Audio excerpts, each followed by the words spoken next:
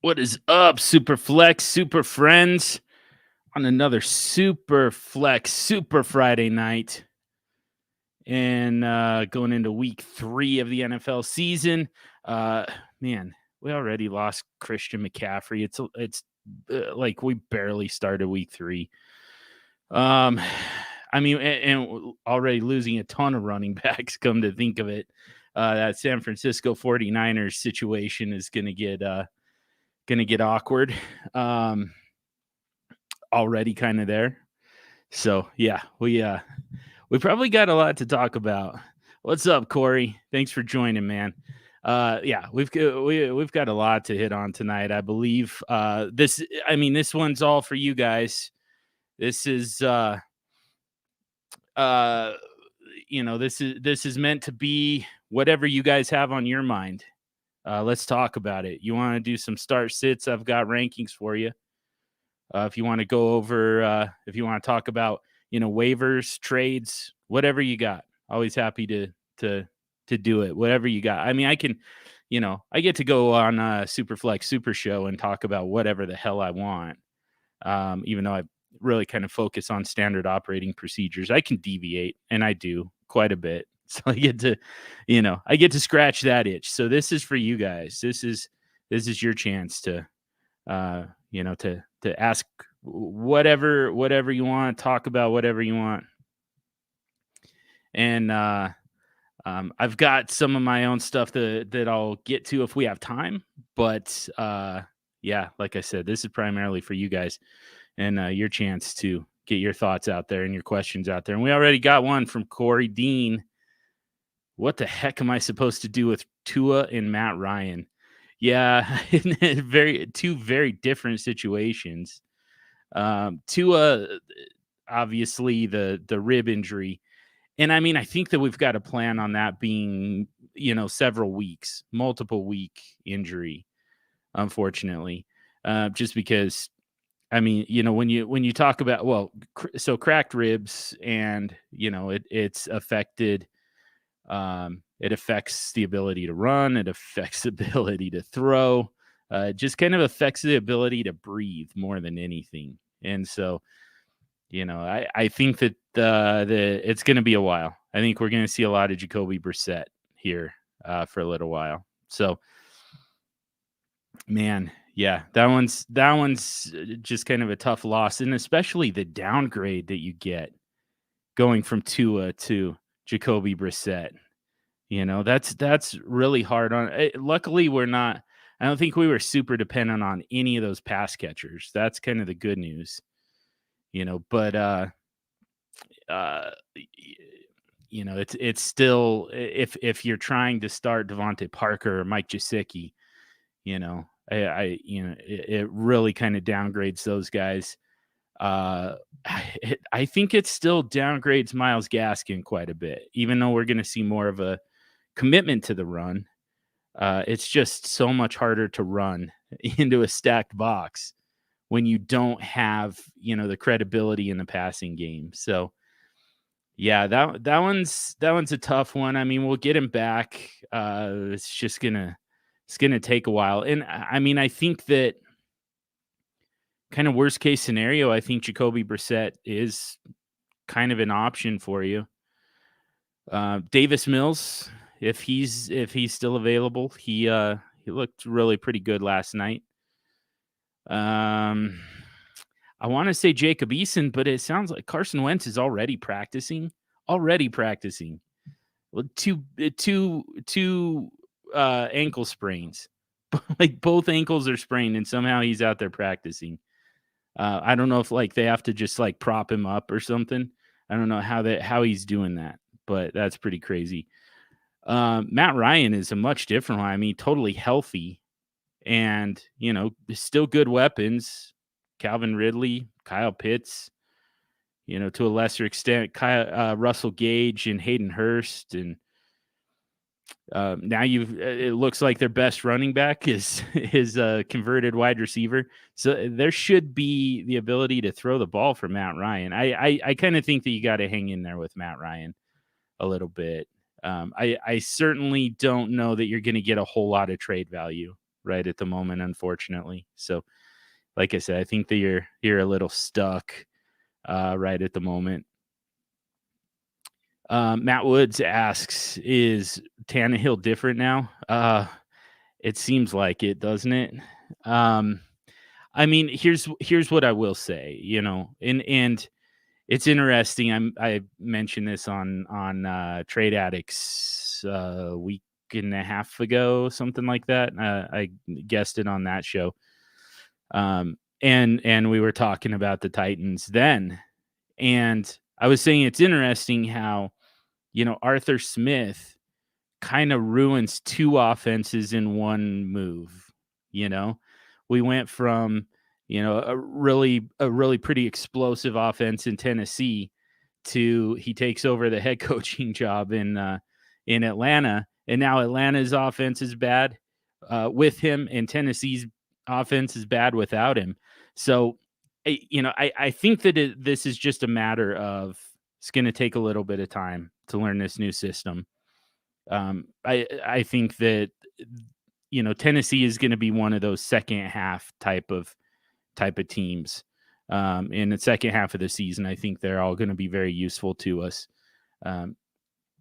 But yeah, in the meantime, man, Tannehill is frustrating. I still have 2 one quarterback leagues, redraft leagues with my college friends. That's where I started playing fantasy football in the first place, was in these leagues. So I've been doing them for, 14, 15 years, something like that.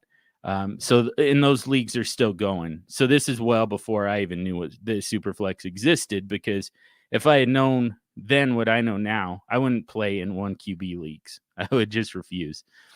But I still have those ones because it's with my friends. Those are my, my home leagues.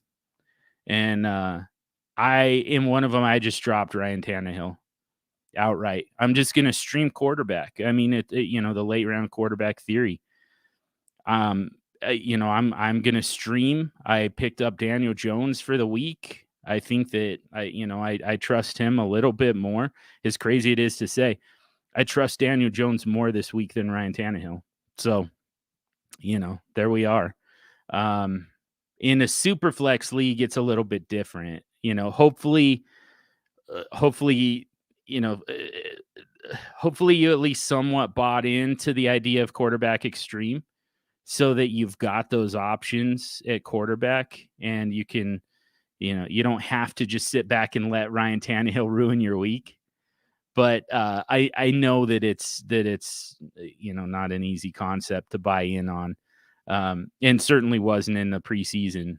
So I think that if you've got Ryan Tannehill and nothing behind him, if you legitimately have 2 quarterbacks, as crazy as it is, I think that you're still starting Ryan Tannehill. I don't, kind of what we said with Matt Ryan, I don't know that there's a whole lot of value to be gained right at the moment. So I don't know that you're going to be able to move away from him. You'd certainly be selling low if you were to trade him. So, I think first of all, I think he's a little bit of a buy low. I think that it's early to be doing it, but you could certainly look to make that move now, and then he's a hold otherwise. I don't think that you can really afford to get him off of your roster. And again, most people are going to be in a situation where not only do they have to hold him, but they really have to use him, So, by the way, Captain Redbeard's not here tonight. So I'm running production myself. So I'm going to be screwing up quite a bit. Just a heads up. So there was that question from Matt. And then before that, Corey was asking about what to do with Tua and Matt Ryan. So Corey traded Tua for Deshaun Watson a few weeks ago, which, to me, for dynasty purposes, that value is probably still pretty good. I think that, when you look at ADP, and we've got some new ADP coming to dynastyleaguefootball.com here very soon, within the next few days. we're going to see that Deshaun Watson is significantly lower than Tua. And the problem is, Deshaun Watson probably going in like the 8th, 9th round, something like that. Tua's going to be more like a 4th round pick in a startup. And the problem is, the second that anything happens with Deshaun Watson, he's going to shoot back up right into Tua range and possibly beyond. So we're really just kind of, we're trying to make it a sunk cost with Deshaun Watson, and the problem is, I mean, we're just not going to be able to really maintain that. So, but yeah, I don't think that that's a bad trade. I think that at the end of the day, you'll probably end up losing a little bit of value, but I mean, I think that you get all that back just by having a quarterback that, when you're going to be able to use him. He's hurt right now, but as soon as he comes back healthy, that he's going to be available to you. So, I think there's some value in that. Victor Marsh the fourth asks, just got Rondale Moore for DJ Chark, a second, 2022 third, and a 2023 second, and Demetric Felton. Yeah, I like that a lot, man. I mean, to me, there's not a ton of value in those draft picks anyways. The 2023 second probably has a little bit more value than the 2022 third. To me, they should be about equal. But I recognize, a lot of people are already looking ahead to 2023 and saying that draft class is going to be significantly more talented, significantly deeper than 2022.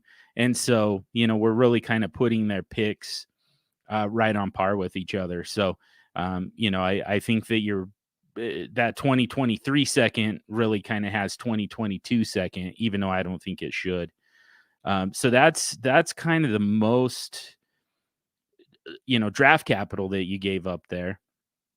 And even then, I mean, we're talking a year and a half before we even know where that pick is going to be and who's, and who's going to be available, things like that. So, yeah, I honestly feel like, and Demetric Felton was a fade for me.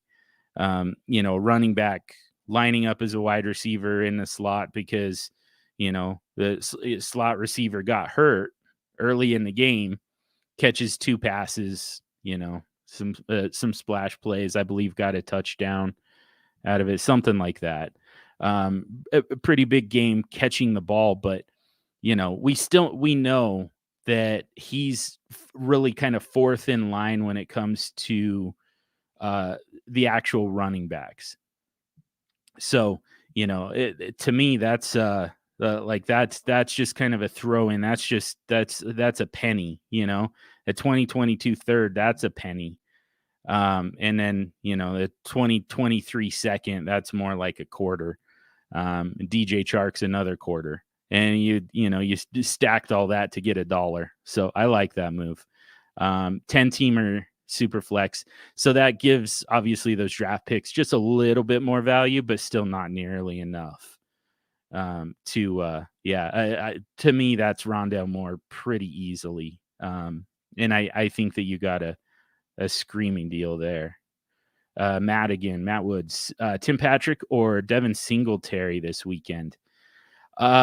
Man, so right at the moment, it seems like we need to go with Devin Singletary, just because Tim Patrick is fighting off some injuries right at the moment. But I mean, I think like the second that we hear that Tim Patrick is going to be available, it's just such a great matchup for him this weekend that, I think that you against the Jets home opener, he seems to be Teddy Bridgewater's.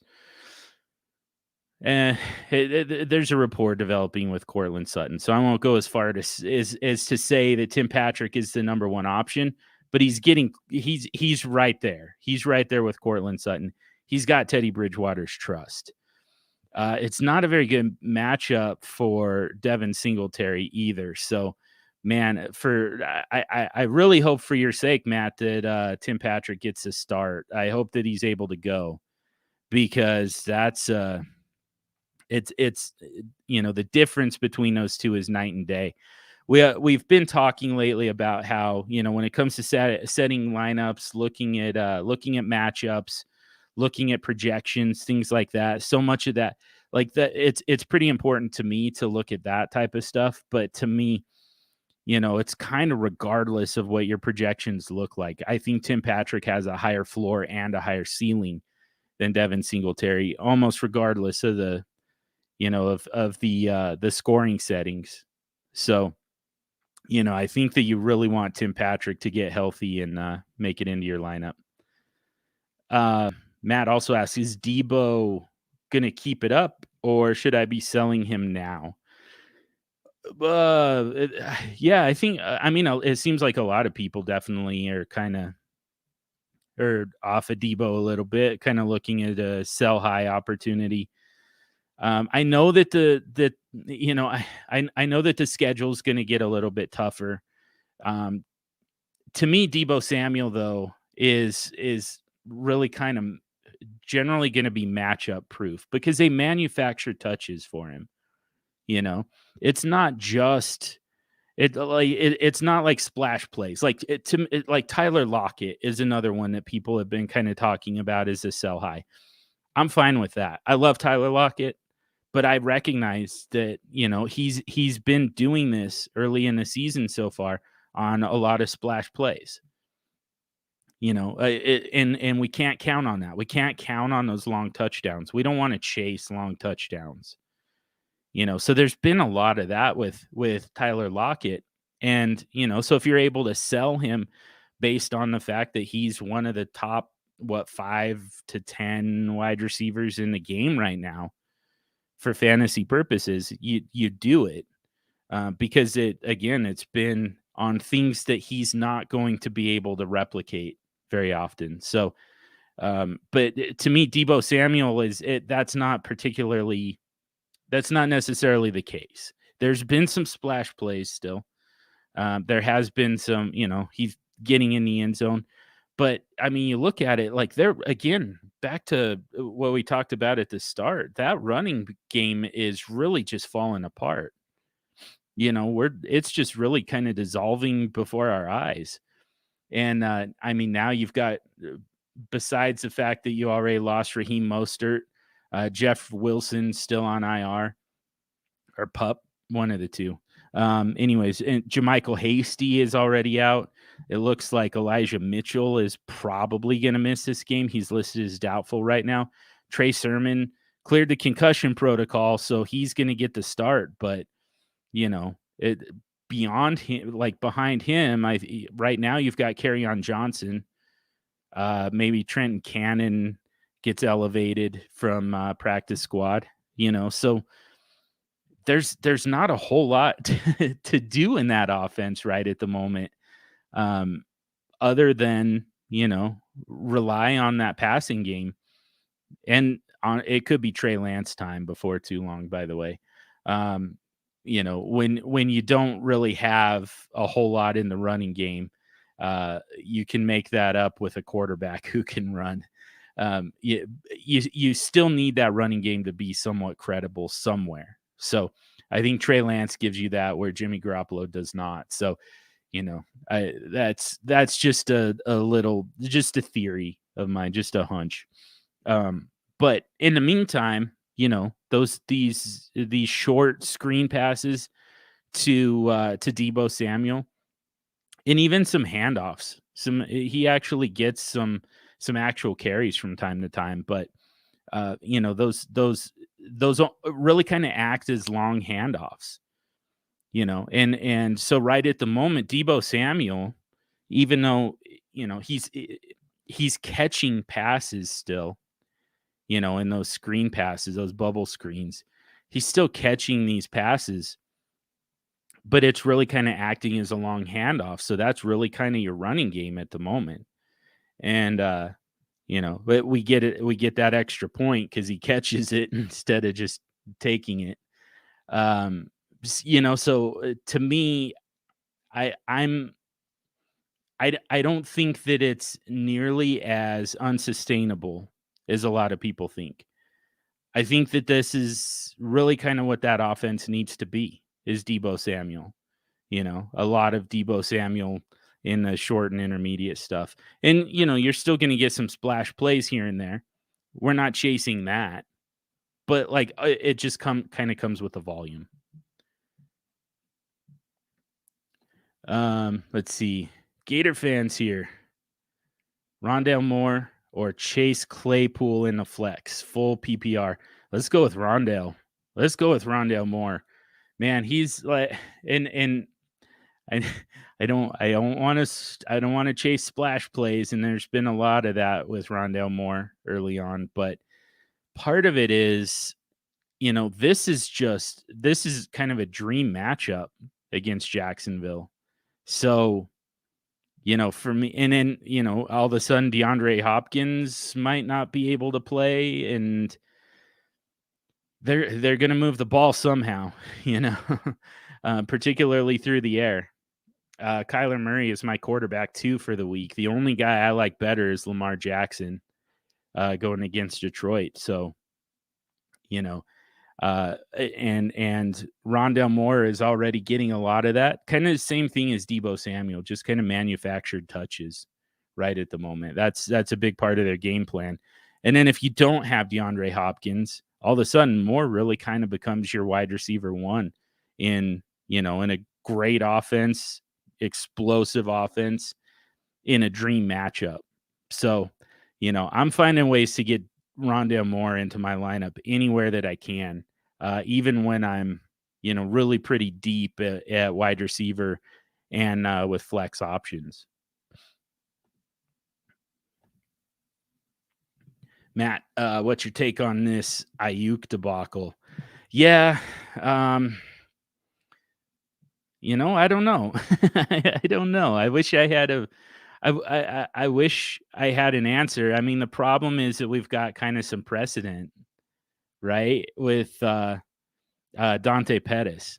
Like this feels just like a repeat of the Dante Pettis situation. And so like we really kind of have to go off of that. Like what we've seen before, what we've seen happen before. I don't know if there was a way out of the doghouse and Dante Pettis just wasn't able to find it, or if this really was just kind of a kiss of death for him, and now it is for Brandon Ayuk as well. I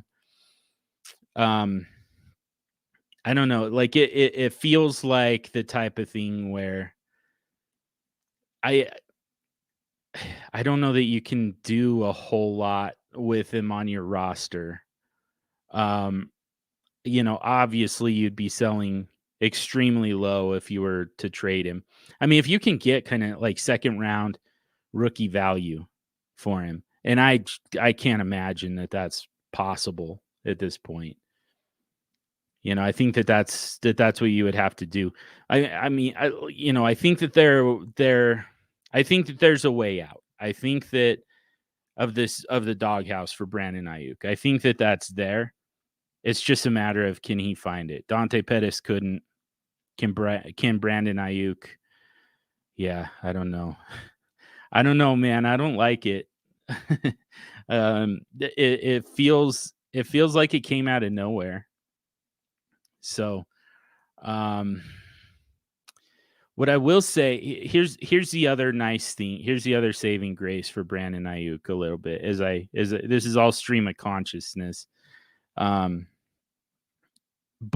the other nice thing for Brandon Ayuk is, when you're kind of outcast by your coach the way he has been, you kind of get bumped down the depth chart, which means he spends the week, instead of lining up as a starter, he's running behind Trent Sherfield right now. So instead of lining up as a starter and, catching passes from Jimmy Garoppolo, he's out there all day, every day of the week in practice, running routes for Trey Lance. And we see this all the time. A new quarterback comes in. Davis Mills was looking a lot at Jordan Akins last night. He was looking a lot at Anthony Miller last night. And those were two names that we hadn't heard a whole lot in the first two weeks of the season. Tyrod Taylor was really kind of looking for, of course, Brandon Cooks, Danny Amendola, and Pharaoh Brown, because those guys were really kind of listed as starters. Those guys really were they were the guys at the top of the depth chart at their respective positions. And so they were out there on the practice field with Tyrod Taylor every day in practice, but then as soon as he goes out and Davis Mills comes in, now it's a whole new set of guys. It's still Brandon Cooks. Brandon Cooks is still the alpha. But beyond that, you've got the guys who have really kind of been, on the practice field with Davis Mills, not just for the start of the season here, but really through camp. And it was Anthony Miller and it was Jordan Akins. Those have been the guys that Davis Mills has kind of built that rapport with and put that trust in. So, back to the San Francisco situation, I think that you've got something similar going on the practice field for them. I think Trey Lance running that second team offense, probably spending a lot of time throwing the ball to Brandon Nyuk. So that's kind of our out. I think that's kind of our chance. That's our window, is if and when Trey Lance gets on the field, assuming it's this season at some point.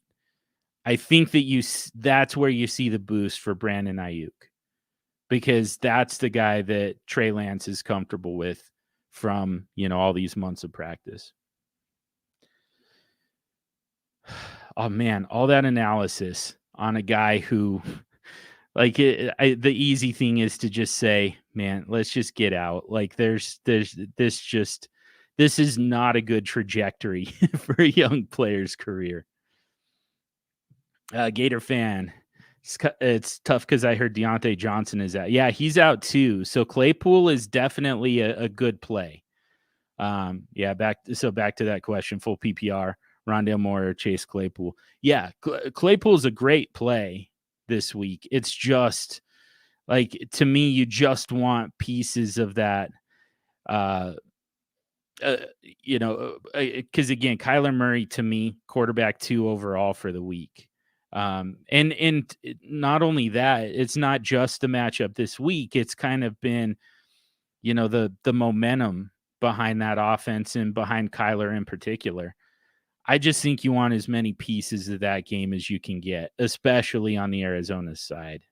In fact, I don't think you still don't want anything to do with Jacksonville, but yeah, for Arizona, kind of the theory is if Kyler Murray's going to have a big game as expected, who's going to benefit from that? And, I think that it's Rondale Moore looks to be in line for the biggest piece of that right now. Gator fan asks, what would you say to this potential trade and redraft? You trade Calvin Ridley, Robbie Anderson, and Clyde Edwards-Helaire for Tyreek Hill and either Josh Jacobs or Myles Gaskin. I think I would do it. Especially in redraft. It would be a little bit tougher in Dynasty to give up completely on Clyde Edwards-Helaire, because you're really kind of selling low on him at that point. We're kind of acknowledging that because to me, Robbie Anderson, there's not a whole lot of value there. And, so if we were to say Calvin Ridley straight up for Tyreek Hill, just to cancel those two out, just for our dirty math here, at that point, we're talking about Clyde Edwards-Helaire straight up for either Josh Jacobs or Myles Gaskin. And so, it requires that acknowledgement that that's the value for Clyde Edwards-Helaire at this point. So, I think I think we're there, but particularly in redraft, I think that it's pretty easy to cut and run. I think that for me, I would prefer Myles Gaskin. I think you're kind of buying low at that point. Like I said, it is going to be a little bit tougher for him when you don't have quite as much credibility in the passing game. But, I still think that he's going to be the focus of that offense, even more so now that you're going to be without Tua for a little bit. And you'll get him back, and it'll be a boost for Myles Gaskin. We keep talking about the running back wave attack, finding those guys who are going to be useful, in the like to start the season, and then who are the guys who are useful in that second phase and the third phase. To me, Myles Gaskin probably is going to give you the most production in, the third phase of this season, somewhere starting around like week 8 and bringing you into the fantasy playoffs. So, and I think that that's worth it. I don't know that there's really that moment for Clyde Edwards-Helaire coming up. I think that he's going to have some games where he's just fine. He'll probably even have some games where he's great. It's just, is he going to do it consistently so that we know that it's coming? Nah, probably not. So I'm all for moving off of him. To me, Robbie Anderson is I'm going to do SuperFlex standard operating procedures next week. And one of the guys that I'm going to recommend dropping in most formats is going to be Robbie Anderson. I think that deeper dynasty leagues, you still hang on to him, but in shallower dynasty and certainly in redraft, he's gone from me. Ertz, I have a trade proposal offered to me last night in a Dynasty Superflex league. If you have time to assess, yeah, man, always. Let's see. I have Travis Kelsey and DeAndre Swift. I was a contender last year after losing in the Super Bowl, and I'm still a contending team. Nice. I was offered Kyle Pitts, AJ Dillon, 2 2022 firsts, and a 2022 second.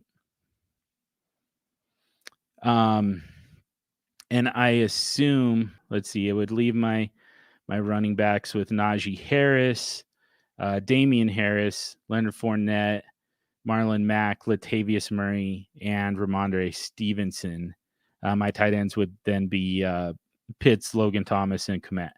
So you would be giving up Travis Kelsey and DeAndre Swift, I assume, for Pitts, Dillon, 2 firsts, and a second. So let's see if we can find the value there to catch up.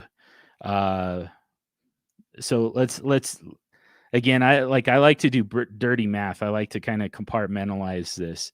So we'll start with Kyle Pitts and Travis Kelsey, and what does it take to get from Pitts to Kelsey? And for me, I kind of think that you need one of those firsts, at minimum, maybe even the second. I know that a lot of people are pretty high on Pitts long term, and Travis Kelsey in his mid-30s, kind of running out of time with him. But Kyle Pitts still just isn't a slam dunk sure thing. That's part of the problem. So where a lot of people are trading Pitts for Kelsey straight up, to me, I think you still need to put a first on top of Pitts to make up for the fact that you're taking on risk. You're giving up the safety of Travis Kelsey and taking on the risk of Kyle Pitts that maybe he doesn't hit, right? So I think it takes a first to do that. And another kind of aside here is that when we talk about future firsts, I really like to, put kind of mid-late round value on those future picks. Just because, if you give this other person Kelsey and DeAndre Swift, they're going to make, at least their first, they're going to make that a later one. So I definitely think it's fair to say that their later first, because Kelsey and Swift are going to help them get to the playoffs and maybe even make a run. their first is going to be pretty late. I think it's definitely fair to say Pitts plus that later first is kind of the minimum for Kelsey. So now we're looking at Dylan, a first and a second for DeAndre Swift. And to me, again, if we're calling that a later first, which I think that we really should do, that's kind of the correct process. I just don't think that the value's there. To me, you probably need 2 earlier first round picks, 2 top half first round picks to get DeAndre Swift. Dylan does not have first round value. So, we've got kind of a later first. Dylan is probably more like a second round value, and then a 2022 second. So we're kind of like a late first and 2 seconds for DeAndre Swift is kind of what we're looking at. And to me, that's where it really falls apart. That's just not nearly enough value. So I wouldn't do it. I would hang on to Kelsey and Swift, especially if you're trying to contend. This would make a little bit more sense to me if you weren't such a strong contender. But since you are, I would stick with the guys you've got. I think they're going to help you contend. And I just don't think that there's enough value on the other side to push you off of that. Matt Woods, Juju for a 2022 first. Thoughts? Yeah, I mean, I think it's a little light, and kind of like I just said, it's mainly based on the fact that, we really kind of have to assume that every first is going to be, back half of the round.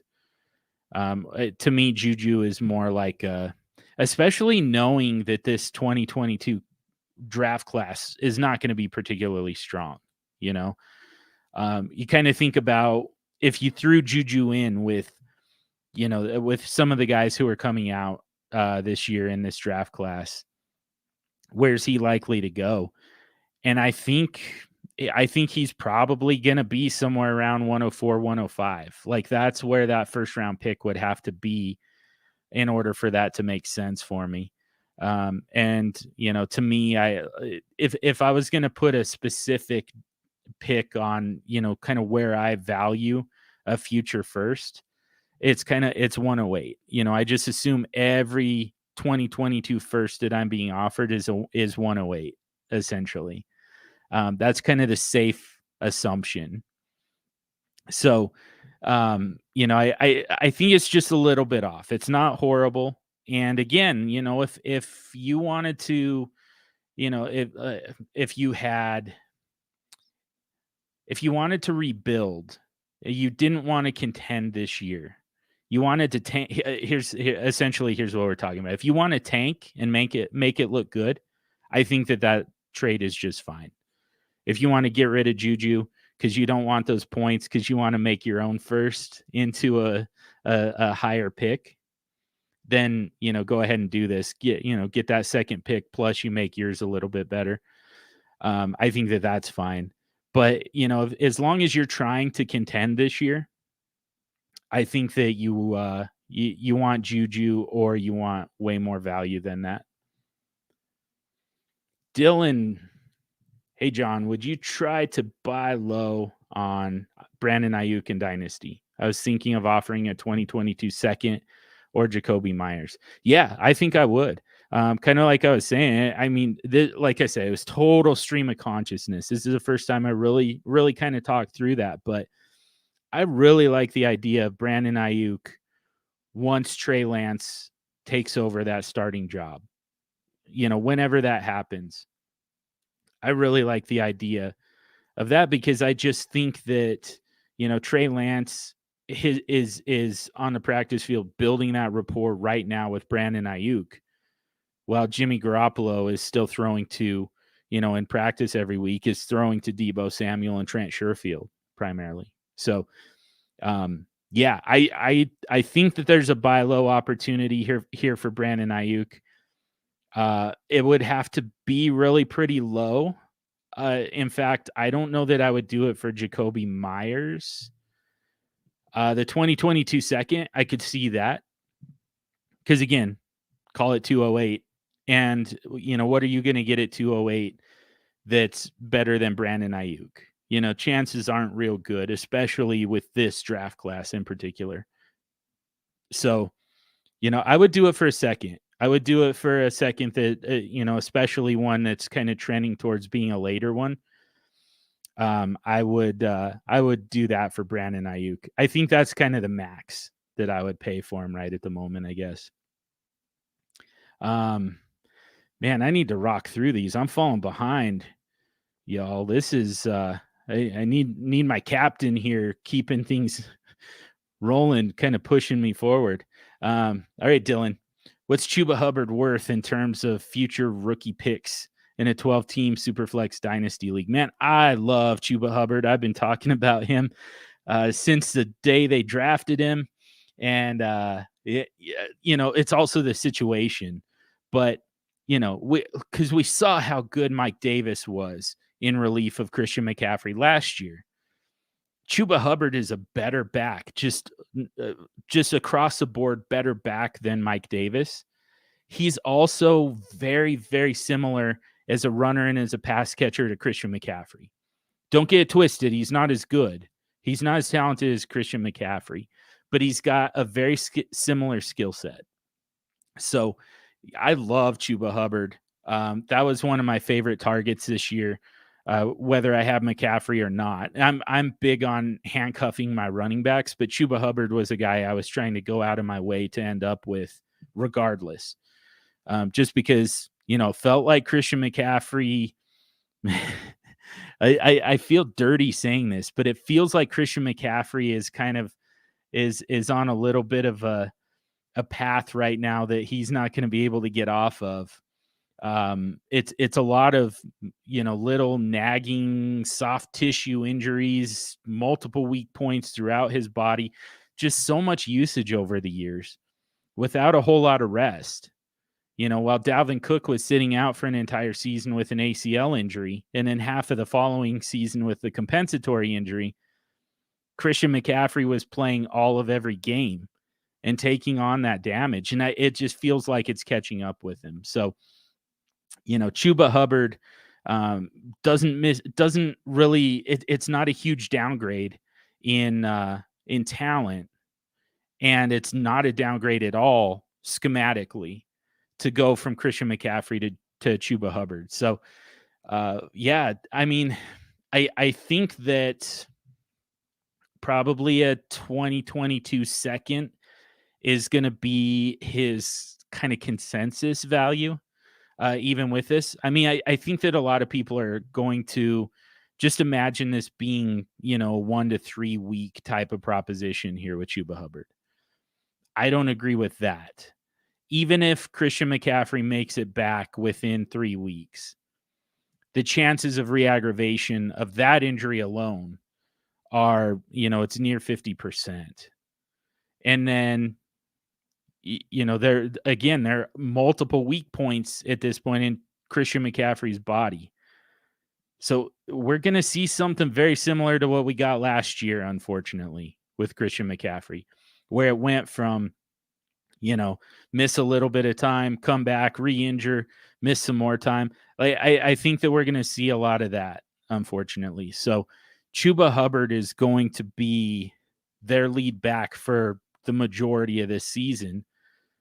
And to me, that should be worth a first-round pick. Especially if you're trying to contend. If you're trying to rebuild, if you're looking to rebuild, Chuba Hubbard just doesn't make a whole lot of sense for your roster. You don't build around running backs, and Christian McCaffrey is really kind of the example of why. So we don't want to build around even a young running back. It's bad business to try and build around them. So, if you're looking to rebuild, Chuba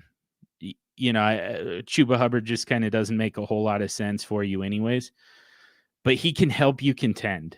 He's going to be there for you in, obviously phase 2 of this season, probably phase 4. and possibly even, fantasy playoffs, league winner type of guy. Like that's the type of player that you could be getting with Chuba Hubbard.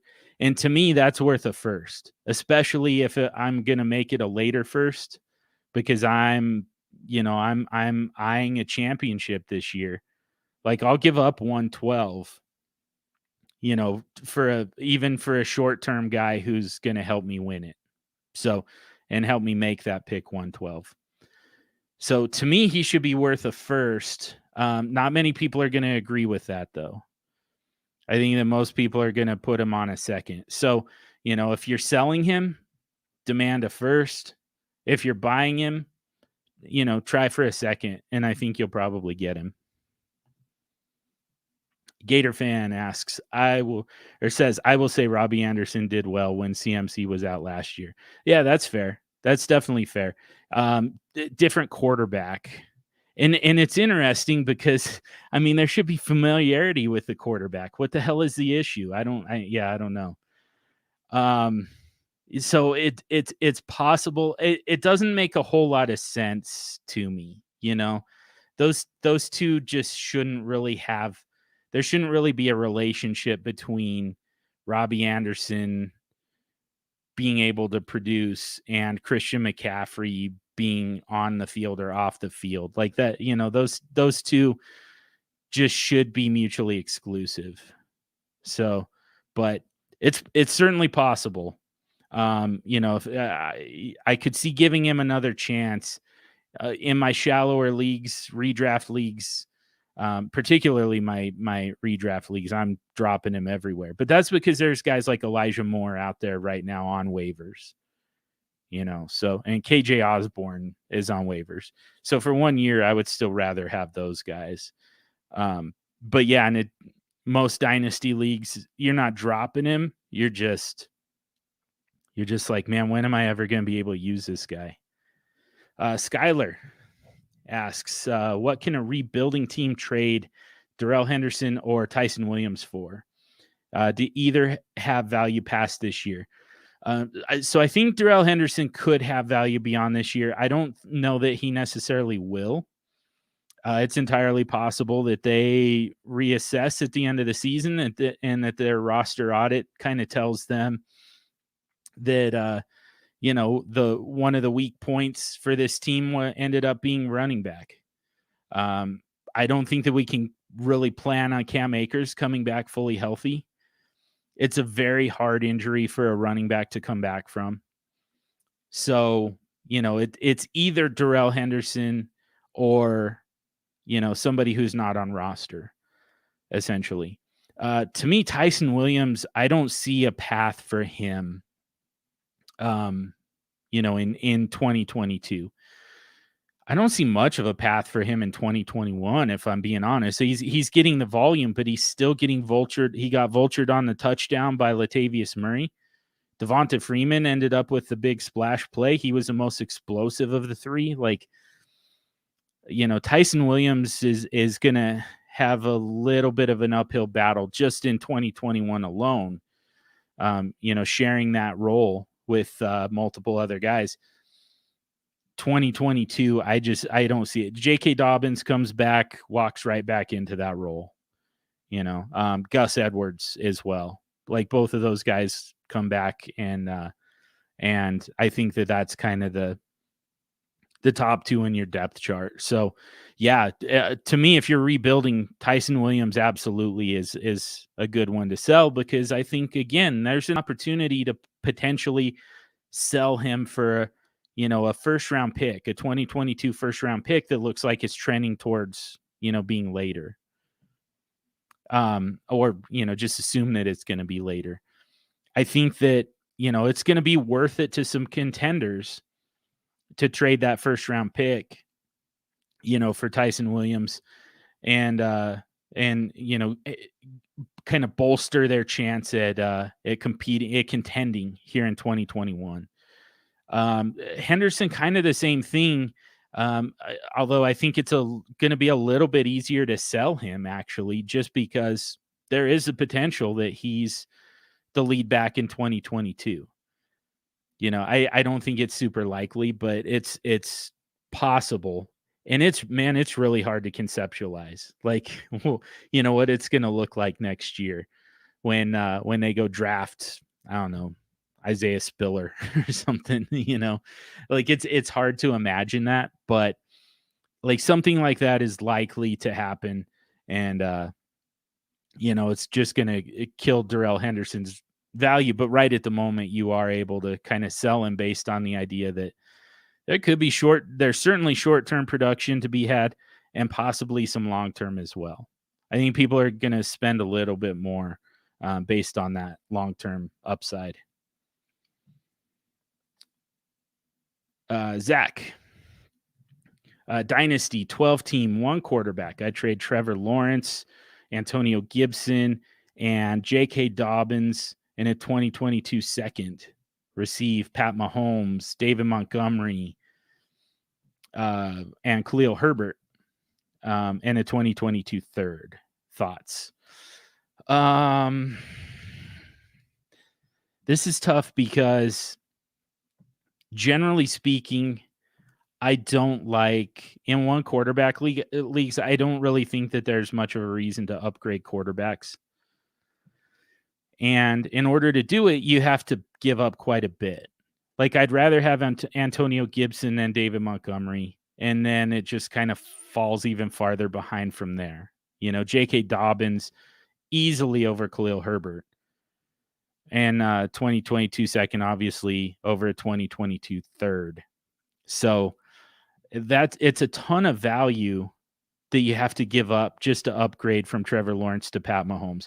Where I say it's tough is there's obviously a gigantic difference between those 2 quarterbacks right at the moment. So, it would make it a lot easier for you to contend if you had Pat Mahomes and David Montgomery versus Trevor Lawrence and Antonio Gibson. That's the only part that's throwing me off. But I still don't think I could do it, to be honest with you. That's just too much value. I think that there are cheaper ways to find quarterback production. And I still think that Trevor Lawrence could have, a little bit higher floor than what we've seen from him so far. He actually started off pretty well against the Broncos in that secondary. He had that long touchdown to DJ Chark. It just kind of, they became one-dimensional, and it was just, there was no way for, the Broncos pass rush got to just pin back their ears and chase him down. Secondary got to just kind of catch pop-ups essentially. So, but early on, I think that we saw what Trevor Lawrence could potentially be with a little bit of help in that, on both sides of the ball, honestly. And I just think that it's probably a high enough floor with Trevor Lawrence alone that I think you stick with Antonio Gibson, and then next year you get that infusion of talent with J.K. Dobbins coming back, and then that 2022 second. So I would hold on. If you don't feel great about Trevor Lawrence, if you feel like you're a strong contender, except for the fact that you've got Trevor Lawrence at quarterback, I would find a cheaper option. And there might even be some guys on waivers who can help you out, depending on the size of that league. So that's what I would do, Zach. I would hold, and I would look for a better option, cheaper option at quarterback. Let's see. Skylar says wide receiver trade candidates for non-contending teams. That's a good question. Rashad Bateman, I think, would be a good one to try and build around. Brian Edwards is still a good one because he's had touchdowns called back in both games this season. It's so frustrating. It's so annoying. But that's kind of what's capping his upside right at the moment, is the fact that he can't get a touchdown to stick. So, but otherwise, we're seeing a ton of potential, a ton of upside in Bryan Edwards, but it's keeping his value low. So I think that those are a couple good ones. Jerry Jeudy, his value is going to be depressed as he misses time with an injury, kind of like Rashad Bateman. Some of the rookie wide receivers for sure. Probably going to have a hard time getting Jamar Chase, maybe Devonta Smith. I could see that one. His being a little bit depressed right at the moment. Seems like Elijah Moore's. So kind of the theme here, I guess, is we're looking for rookie wide receivers who and second year wide receivers who just really kind of aren't on the field for a variety of reasons. And who, even if they are on the field, they're just kind of, the value is getting depressed by, again, there's kind of a lot of reasons there. And I'll chase any one of them. With Devonta Smith, it's really just kind of that offense isn't as a whole just, this past week in particular just wasn't very productive. I think it opens a little bit of a window for Devonta Smith. Bryan Edwards has been productive, just can't get the touchdown to stick. Like that, it creates a nice buy window for us, for sure. So those are the type of guys that I'm looking for. But particularly if they're injured, I think that that's a great time to go after them. Is when they're kind of out of sight, out of mind. They're not on the field, stinking it up. But so it's not that we're watching them suck. we just, they're not around, and again, out of sight, out of mind. That kind of, that's the type of thing that creates the best buy windows for us. A kind of a guy that you can get probably a little cheaper than usual right now, who's perfectly healthy, just underperforming just a little bit for, and I'm not even totally sure what the reasons are, but Justin Jefferson, I think now's the time to go try and buy Justin Jefferson, especially if you're not contending. I think that that could be like, he can be kind of that cornerstone type of piece that you can go get. He's cheaper than he'll ever be again right now. And then you can just kind of build around him, So, those are some good ones. Zane's in the house, and thank God it's SuperFlex SuperFriday. I agree.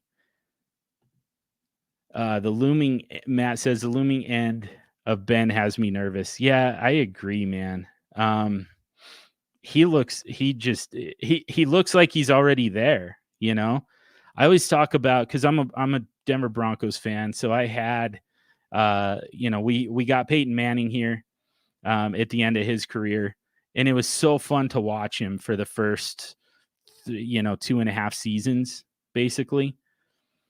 But like, I learned then that quarterback cliff comes out of nowhere, and you don't even know that you're there until you've been there for, a few weeks. Like, he was, he in the his second season here in Denver, he sets a record, 55 touchdowns, have over 55,000 yards or 5,500 yards, 55,000. That'd be nuts. Sets all these records. And then the following season, he was on a similar pace, not quite as prolific, but, still very, very strong numbers.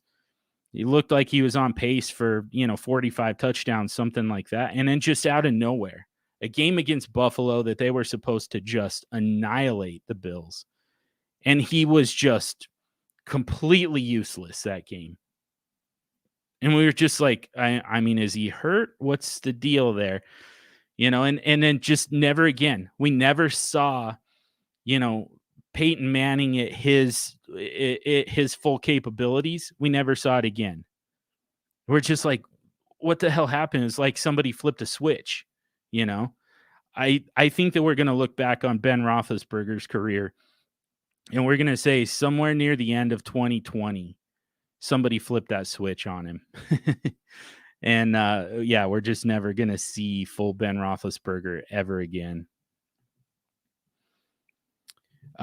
Jake, thoughts on Jalen Reagor and a 2022 second for Emmanuel Sanders, AJ Dillon, and a 2023 third? I think Emmanuel Sanders does more. I would do it. Yeah, come to think of it. So Emmanuel Sanders already does more to help you contend right now than Jalen Reagor. You know, you just start with that, and then you just, you know, AJ Dillon. I would easily give up a 2022 second for AJ Dillon just to have that running back depth, because, you know, back to the wave attack, AJ Dillon could certainly be a phase 2 or phase 3 type of guy. You know, if Aaron Jones were to get hurt, AJ Dillon all of a sudden becomes, you know, must start for however long we're without Aaron Jones. So, you know, there's going to be a point in the season where AJ Dillon is, you know, most likely scenario here. AJ Dillon is going to be in must start territory for you, and he's going to help you win a block of games, you know. And I mean, it could come here soon, you know, in wave 2, phase 2 of the season. It's also possible that it hits in the fantasy playoffs.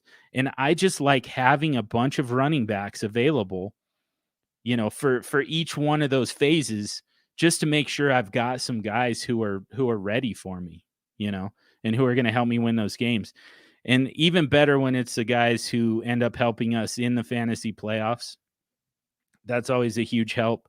AJ Dillon could be that guy. I mean, if Aaron Jones is healthy until week 12, and then he gets hurt and it's AJ Dillon the rest of the way, you know, AJ Dillon becomes a league winner. So he's got that upside. To me, that's easily worth a 2022 second. Whatever block of games he's going to help you win, I think it's worth giving up a 2022 second to do that. And then a 2023 third is, it's kind of whatever, but it's free. So, you know, to me, the bottom line is Emmanuel Sanders over Jalen Reagor, just because, you know, helps you win right now. And then AJ Dillon over that 2022 second, because again, helps you win this season. So as long as you're trying to contend, as long as you're competitive this year, I would take that Sanders side.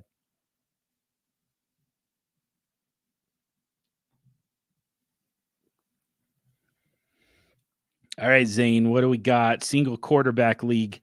Still playing those, huh? Ryan Tannehill versus Justin Fields this week. Fields seems higher variance, higher ceiling, and lower floor, definitely. Leaning towards having him prove it on my bench. If you've got that luxury, I would do that. But kind of back to, you know, just our normal process for setting lineups. You know, if you're the underdog, or, you know, if you went up against Brandon Cooks, for instance, last night, or DJ Moore, you know, and so now you're chasing points. You're projected to lose right now, and you've got to find a way to make up those points. I think that Ryan Tannehill has a low enough floor, or a low enough ceiling right now, that I would definitely consider benching him for Justin Fields if you're chasing points. But yeah, I just kind of in a vacuum, I still think it's Tannehill. It's just, man, we could really use some production from him. All right, back to Zach. I have a top 3 pick from another team that I had traded for. He should finish in bottom 3. Figured I would grab a running back. I have Chuba Hubbard, Mike Davis, loaded at wide receiver, Diggs, McLaurin, Julio, Corey Davis. Oh, wow, nice. Yeah, I mean, if he's trying hard to lose, and, you know, that's going to be that earlier pick, then that definitely makes it easier for me.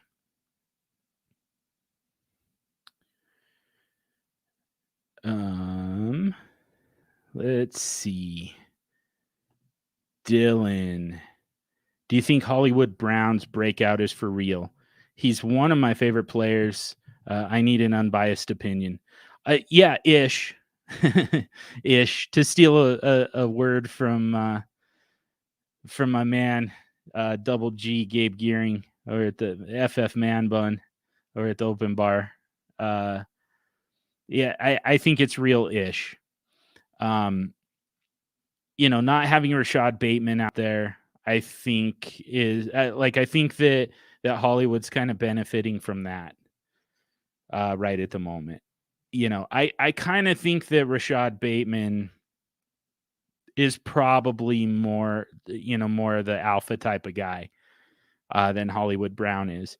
But the injury for that's a pretty big setback. And it's hard enough for a rookie to kind of find his footing in the pro game. But when you start off on injured reserve and you miss a significant amount of time early in the season, it makes it that much harder to catch up. So I still think Rashad Bateman probably ends up being the alpha in that offense. When he's there, it's going to take a little bit more time. So I think that we do get, pretty significant production from Hollywood Brown for, most of this season. But at some point, I think Rashad Bateman kind of takes over that role. But I don't think that that's a horrible thing for Hollywood either.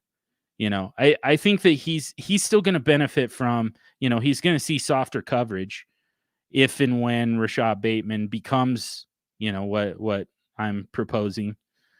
That means softer coverage for Hollywood. That's not a bad thing. I guess the only problem is it's just always going to be a fairly low volume passing offense.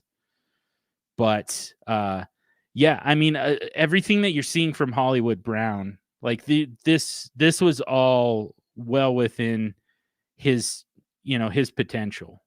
This was stuff that we absolutely expected him to do. So, I think that that's, as far as that goes from a talent standpoint, I think it's real. I just think that in terms of, is he going to be the target hog there once Rashad Bateman gets back? Probably not. But I do think that it opens up a little bit more potential for him as far as, splash plays, more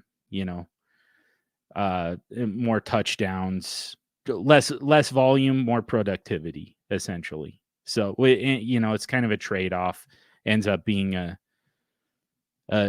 zero sum.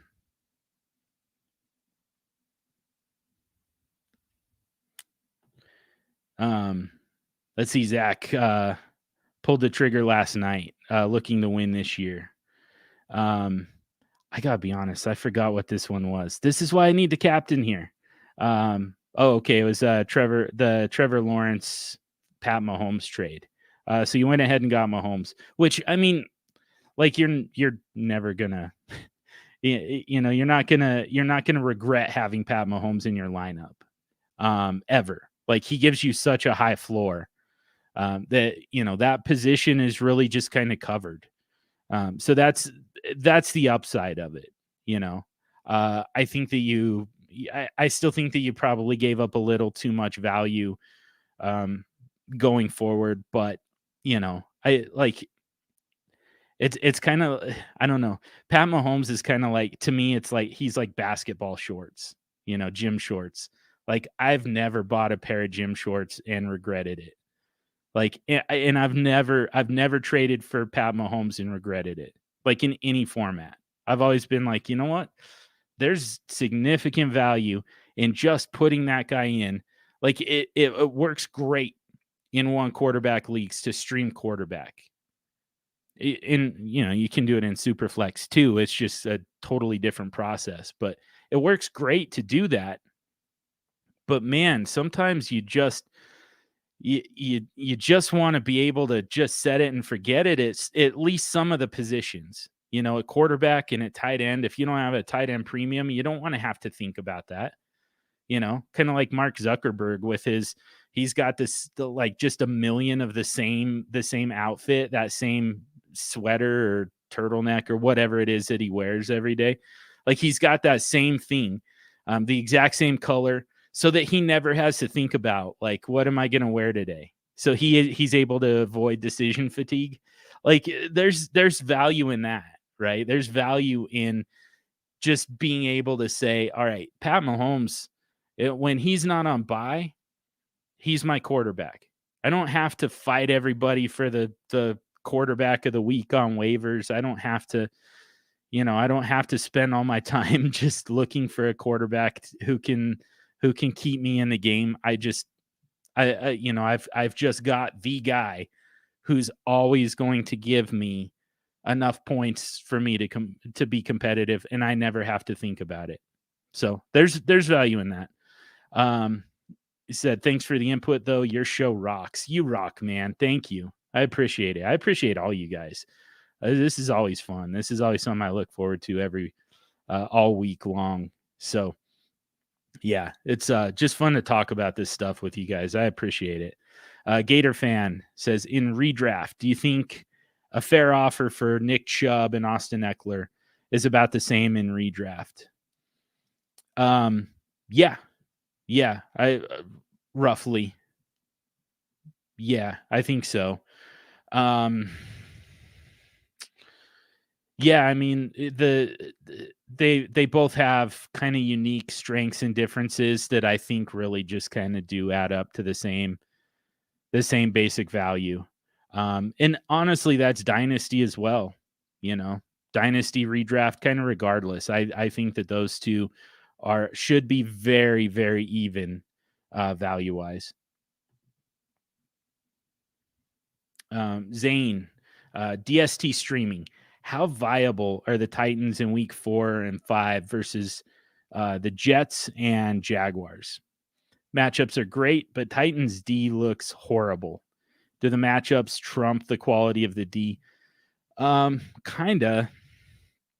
I think that you can probably still find better ones, but it really is kind of a good strategy to target, teams like the Jets, like the Jags, like Houston, just because there's the ability to create turnovers. You don't have to be a good defense to create turnovers. If we're looking for teams that can shut a team out, like, I mean, it's happened. There were a couple shutouts last week, I believe, but it's really hard to chase that down. It's really hard to go out and find defenses who are going to limit scoring. So really a better thing to chase is turnovers, sacks and turnovers. Look for those. But, because you really kind of get better points anyways. You end up with more points for a team that turned the ball over several times than a team who, shut out their opponent. So, I think that there is that opportunity for the Titans to create some turnovers between Zach Wilson and Trevor Lawrence. So yeah, I think they're worth it. I think that there probably will still be better matchups out there, but I don't know that they're going to be streamers. I think they're going to be a lot of defenses that are already rostered. So, I think Tennessee is probably going to end up being one of the top streamers. Yeah, I think that's a really good point. Dylan ask, I have a team I need to rebuild and thinking of trading DeAndre Swift for multiple 2022 and or 2023 picks because he's my most valuable trade piece. 12-team dynasty SuperFlex. What's a reasonable haul to ask for? I think probably two first is about right. I mean, I would like, here's the thing. And like, this is something that I learned very early on like it's not even a fantasy football thing, just kind of in life. It never hurts to ask, you know? It never hurts to ask for 3 firsts. You're not being unreasonable at that point. If you're asking for like, a 2022 first and 2023 firsts. That's certainly that's not unreasonable anyways. I think that's, really pretty decent value for Swift.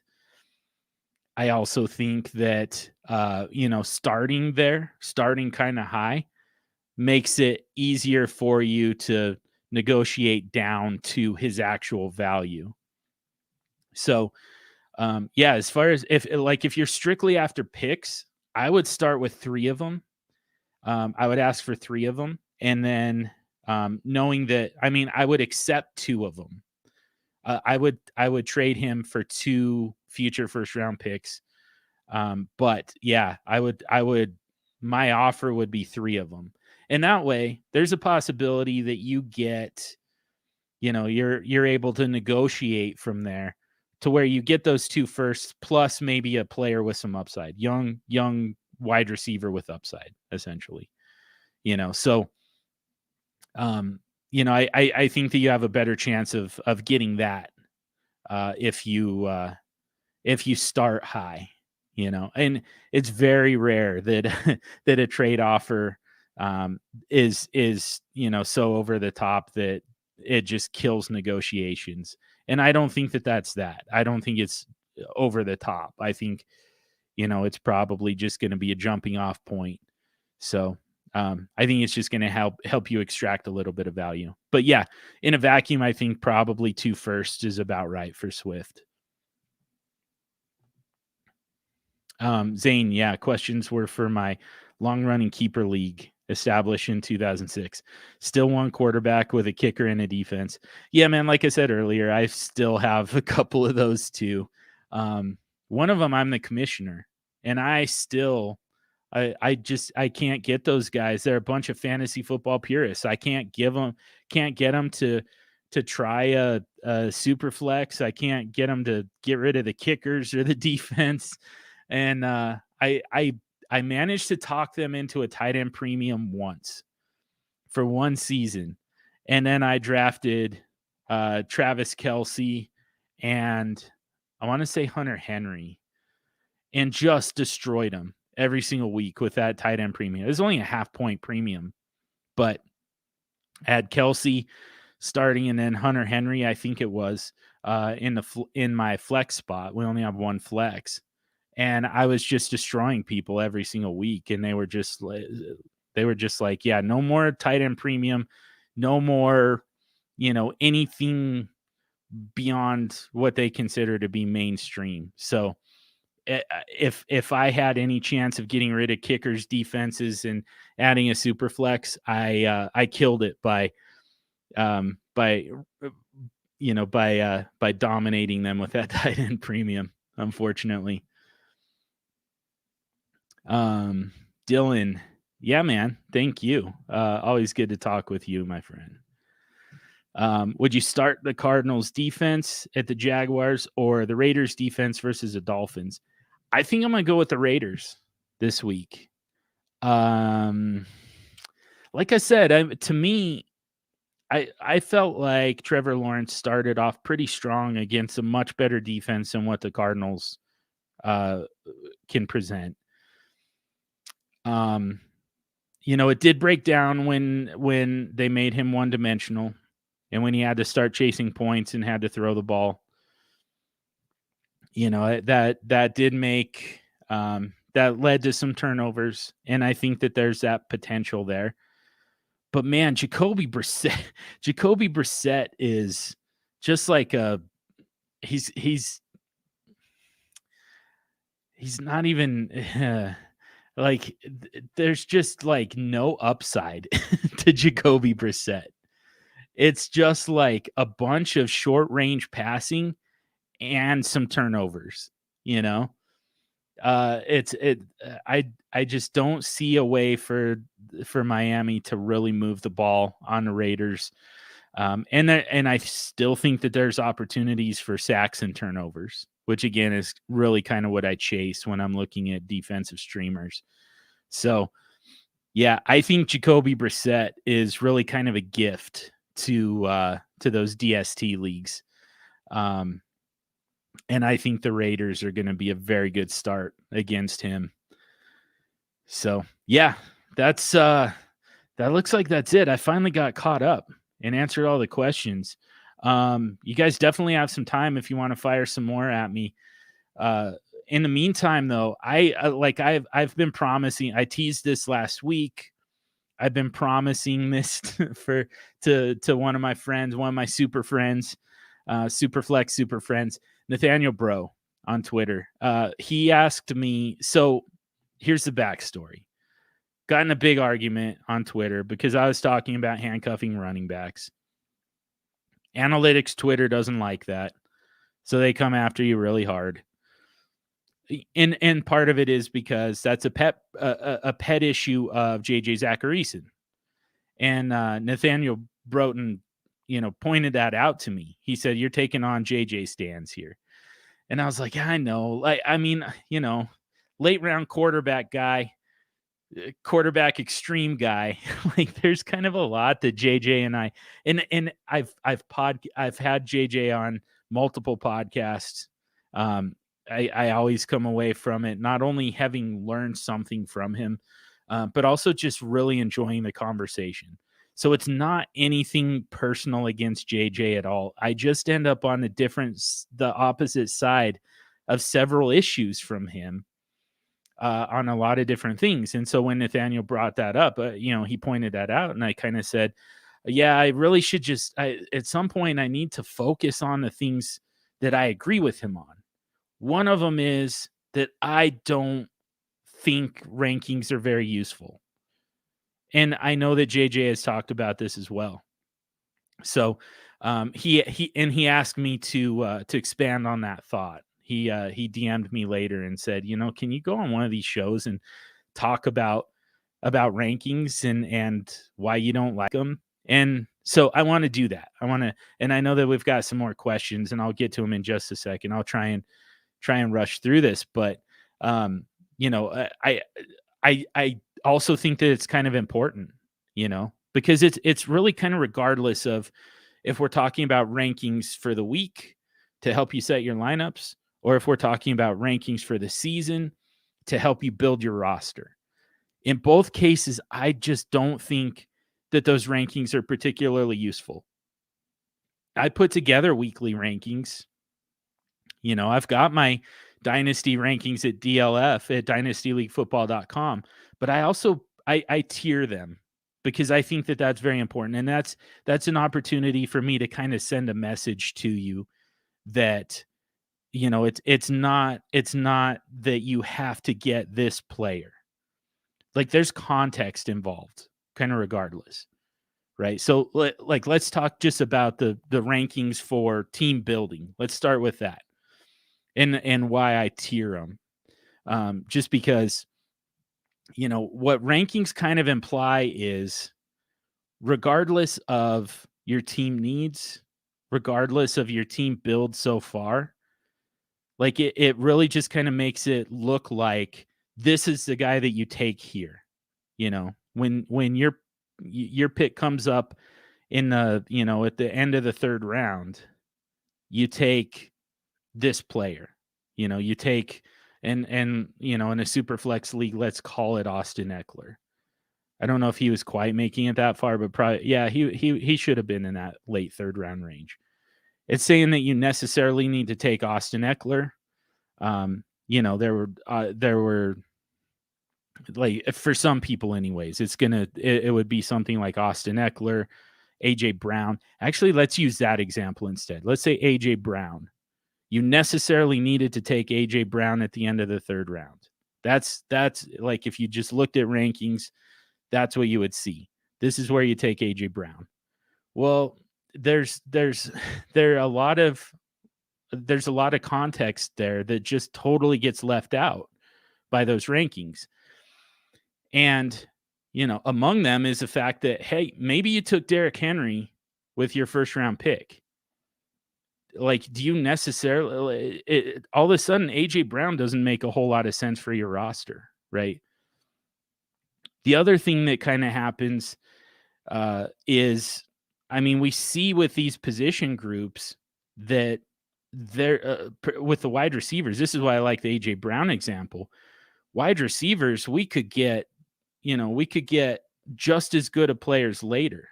So, to say that like it's just clear cut, this is a pick. It just doesn't work that way. For anybody's draft. It's so rare that you're able to just go strictly off of rankings, and just whoever's at the top of the rankings that's left, you just take them, and that's going to maximize your scoring potential. It just doesn't work that way. Your roster is going to make a lot more sense, maybe with a different player, maybe even with a different player at the same position. Because again, if you had Derrick Henry and you draft AJ Brown instead of, DK Metcalf right there, then now you're starting two Titans who are kind of taken away from each other on a weekly basis in terms of scoring. So, that's the big thing. There's just so much more that goes into the decision-making process with each pick, and so, it's really just kind of these, the rankings just kind of, are way too rigid to me. And again, they just kind of don't consider any of the context, what your team needs, what your league is doing, things like that, and then in terms of weekly rankings, part of my issue, and this is something I've been talking about a lot lately, is when we're making the decision on who to start, it really kind of comes down to, are you favored to win or are you expected to lose? Are you chasing points? Things like that. That's the context that's missing. And in just straight up weekly rankings, it's really just kind of saying, yeah, this is a guy that you start kind of regardless. And you're just like, well, I mean, like that guy is going to catch a lot of passes, but and he'll hit his projection pretty easily, but he doesn't have a very high ceiling. He's not likely to go above and beyond his projection and help me make up that discrepancy in scoring that's going to help me win this week. So like if you just go off of rankings, and it's also why I don't like it when people ask a start sit question and somebody just says a name, just says, yeah, this player. It's like, man, you put no thought into that. Like, because if you put any thought into it, you would realize that like this person who's asking you for your advice has a unique situation to, just kind of whatever whatever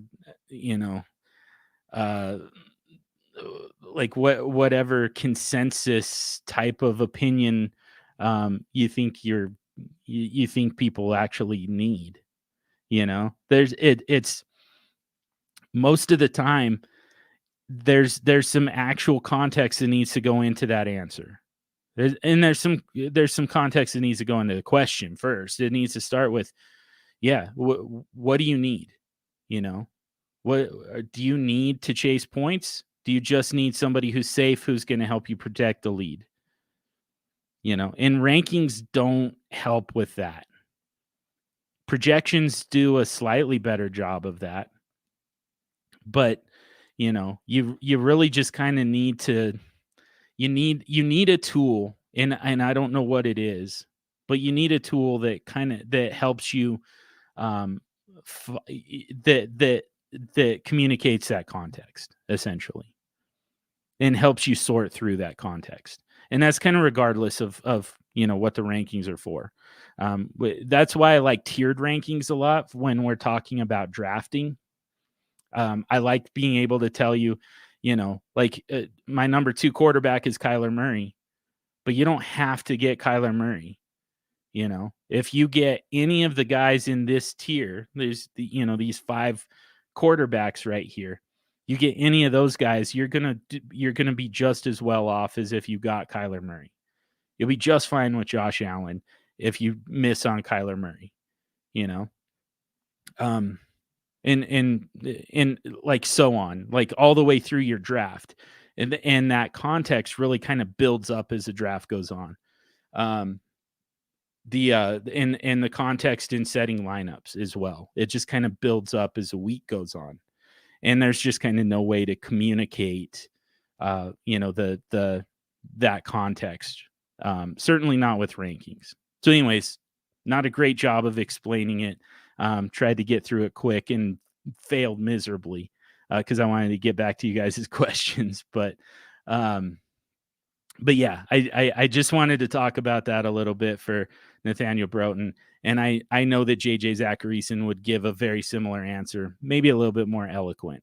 So yeah, that's the thing that JJ and I for sure agree on. There's a lot more, but that's kind of one of the big things that him and I agree on.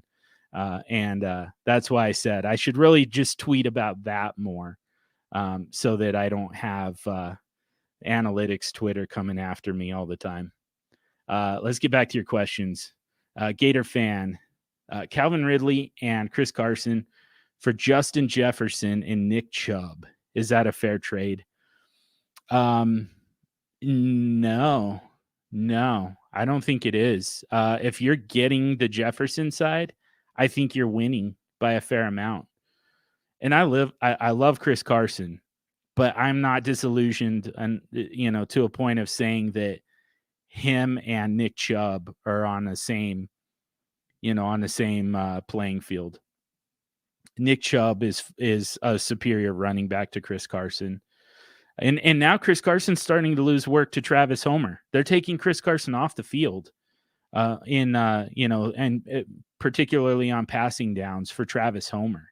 So, that one thing that Chris Carson really kind of had over Nick Chubb, which is the pass catching, now is being outsourced to Travis Homer. So, yeah, I think you win that twice, honestly. I still think even in redraft, I think you want Justin Jefferson more than you want Calvin Ridley, more competent quarterback play.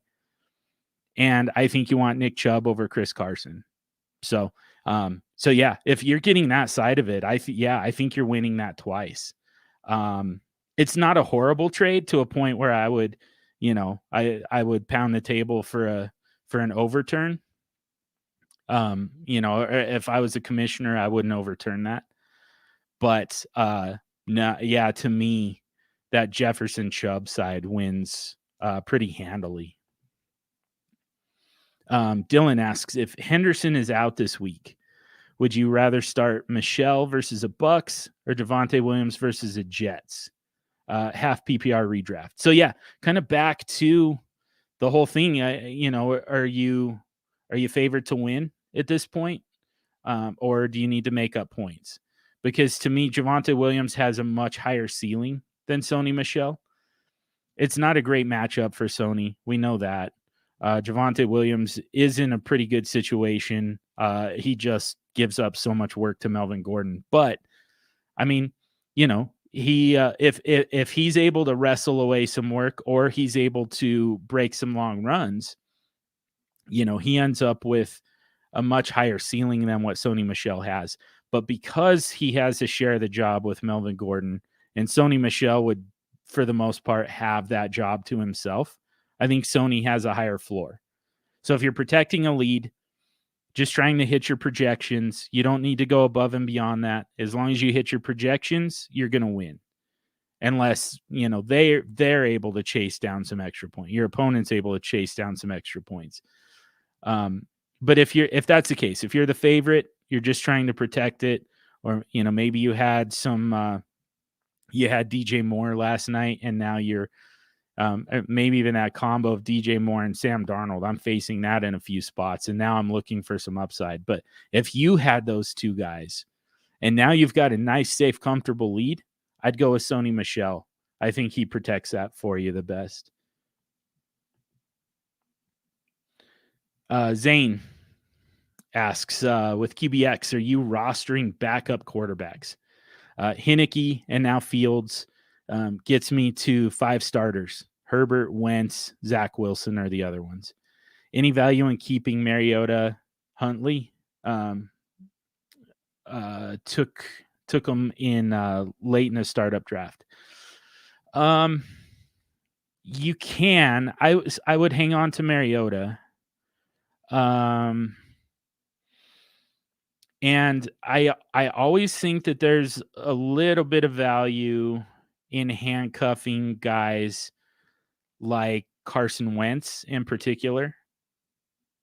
First of all, obviously now there's injury concerns with him, but there's also just concerns that he wasn't going to be any good, after the season he had last year. It was like, man, what if that's just Carson Wentz now? What if he's just completely broken forever? So that's a good guy to handcuff. And as far as just backups in general, I always like to target the situations that feel vulnerable. And man, there kind of aren't a whole lot of them left. Like if you can still get some of the rookie quarterbacks, Trey Lance is obviously a guy, you get the rookie quarterback, you get the bridge quarterback, but to me, that's not even really the backup. That's just kind of, again, it's the bridge to the actual quarterback, so Trey Lance isn't really even the backup for me. So yeah, we're just kind of looking for some situations where the starting quarterback might be vulnerable. And it doesn't feel like there are a whole lot of them right at the moment. I think you could probably still back up Taylor Heineke, which I guess it would be Kyle Allen at this point.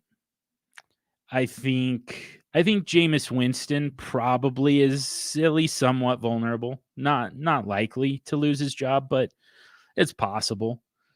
Jalen Hurts, I think, is it would be a good one. I would back him up with I would get Gardner Minshew just on the idea that, maybe Jalen Hurts isn't able to hold that job all season. And man, that might be it. Like then we get into the low probability guys like Kirk Cousins. What's the likelihood that he keeps his job? Actually, Teddy Bridgewater is another good one. I would still pick up Drew Lock. I kind of think that Teddy Bridgewater is playing great, but he's also had some cake matchups to start the season, and he's got another one coming up. It's going to get a lot tougher after week 3 for Teddy. So, it's possible that some of these defenses bring him back down to earth. He ends up losing the job to Drew Lock at some point in the season. He's certainly one of the more vulnerable starting quarterbacks, I would think. So, so I'm looking for strong backups and I'm looking for vulnerable starters. I guess that's kind of the real answer there. So, man, I hate to say it because you guys know how I feel about Aaron Rodgers. Best person on earth, not best quarterback, not best football player, best human being on the face of the earth. But I mean, yeah, destroyed the Detroit Lions. That's great. The week before that, you look like absolute crap. So which is it? Like, are you gonna be able to play competently this season against defenses that aren't the worst in the league? Like, are you gonna be okay against Chicago and Minnesota? Or like at least give your team a chance to win? Because if not, right at the moment, it could kind of go either way. You could look at the New Orleans game or you could look at the Detroit game. And you could reasonably say, there's a scenario where he's closer to Aaron Rodgers against New Orleans than he is Aaron Rodgers against Detroit. Detroit makes everyone look awesome, so maybe he's more of the Aaron Rodgers we saw against New Orleans, and maybe it's worth picking up Jordan Love, just kind of speculatively. So, Yeah, that's kind of what I would look. Oh, and Dwayne Haskins. Yeah, before I move off that topic, I want to mention Dwayne Haskins. We talked earlier about Ben Roethlisberger. I did SuperFlex SOPs this week on the SuperFlex Super Show. One of my next week, this week, guys, was Dwayne Haskins. We might see Ben Roethlisberger, even if he's able to stay healthy. But I mean, 39 years old, there's injury risk there too. There's significant injury risk. So there's a lot of ways for Ben Roethlisberger to come off the field and Dwayne Haskins to become the starter. It could be injury. It could be ineffectiveness. Both of those are in play at this point. So Dwayne Haskins to me is a guy worth picking up. So yeah, there are a few of them. I went into that question, Zane, thinking like, yeah, I don't really know of any, but the more we talk through it, the more I'm coming up with some guys who I think are worth an ad and a stash. Larry Monkey's in Denver, Colorado, by the way. I'm here talking Superflex, talking fantasy football with all you guys. And he's somewhere here in my hometown drinking all the freaking beer. Long as he leaves some gluten-free for me, that's all we need. But yeah, hanging out with Larry Monkey tomorrow from the Dynasty Hot Sauce podcast. Yeah, get to meet up. That's going to be cool. Corey Dean asks Joe Mixon and Tyson Williams for Javonte Williams and Chris Carson. So really pretty even value-wise. I think it's pretty even. I would want Chris Carson and Javonte Williams. Just because, again, I just like having running back depth. I love Joe Mixon. I think Joe Mixon has a really pretty good look at being the running back one overall this season. Finally getting there. So I love Joe Mixon. I love that upside. But, if he were to get hurt, all of a sudden you're looking at guys like Tyson Williams probably is a starting running back. Whereas if you had Chris Carson, he gets hurt, you just plug in Javonte Williams and go win your league anyways, So just having that quality depth, I think, is very important and very valuable to a point where I would make that trade.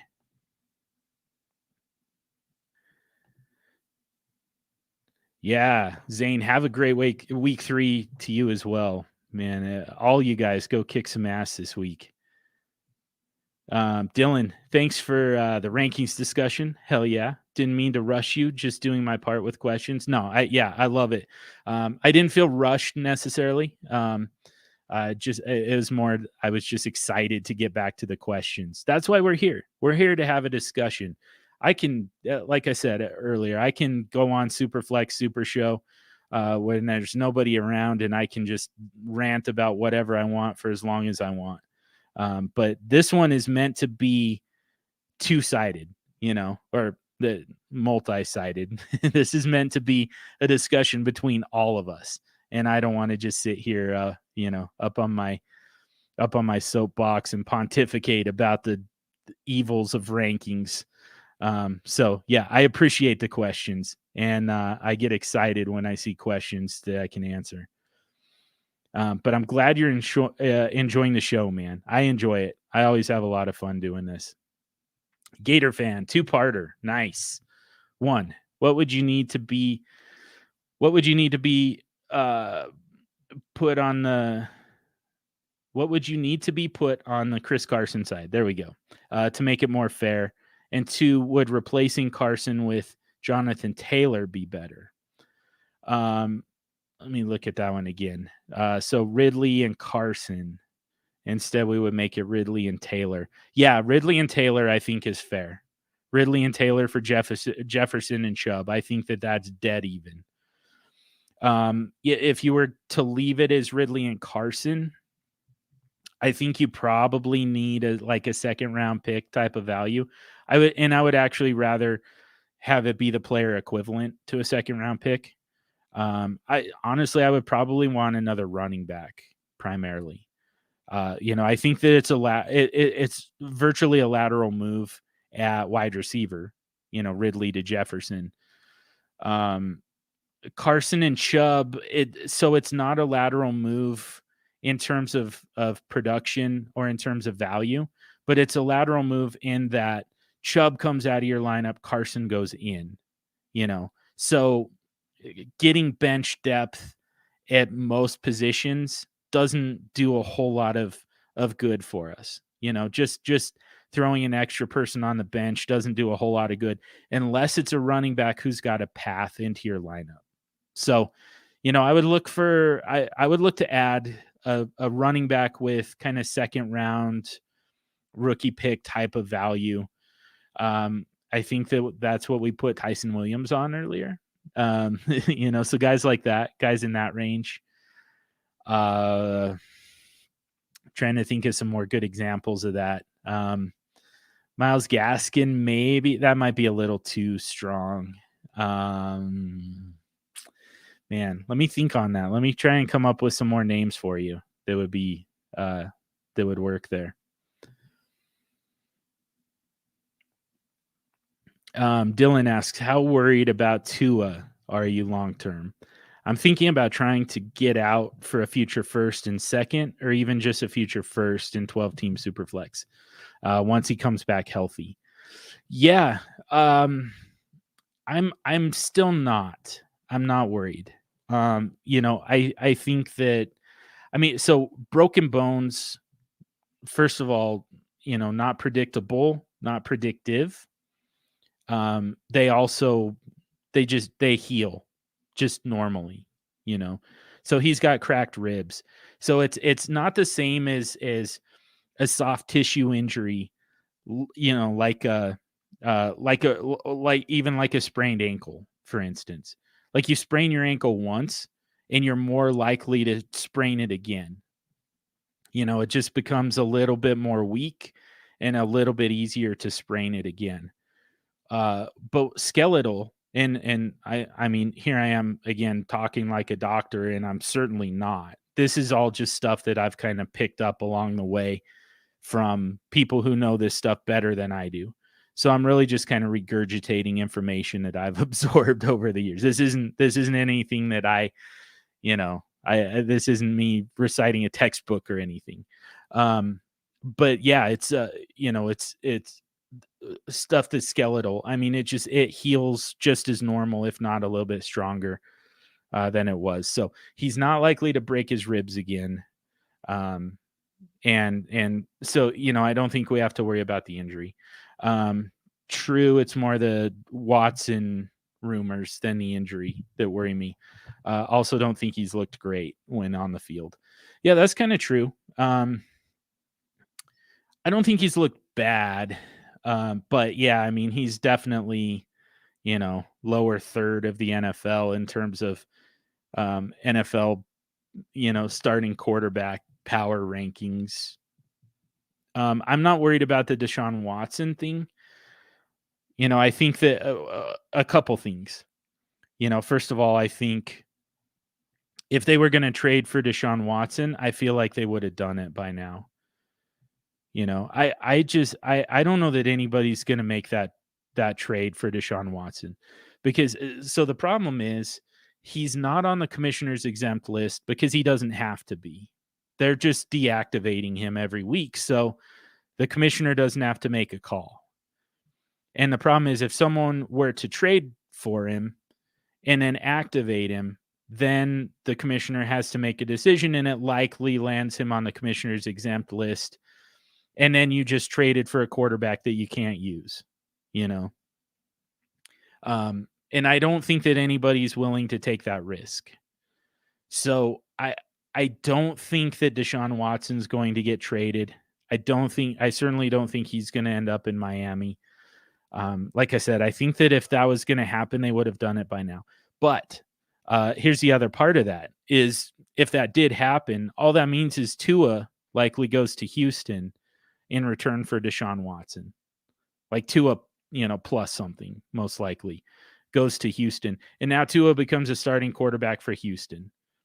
And to me, it's not a huge downgrade. You know, Houston still has, in fact, I think Brandon Cooks is the best wide receiver. Like if you put all of the pass catchers between Miami and Houston into one pot, Brandon Cooks is the best player there.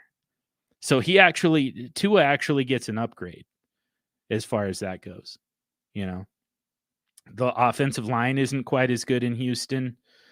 They don't have as many pass catching options, and they don't have quite as strong of a running game as Miami, but all of that is close, so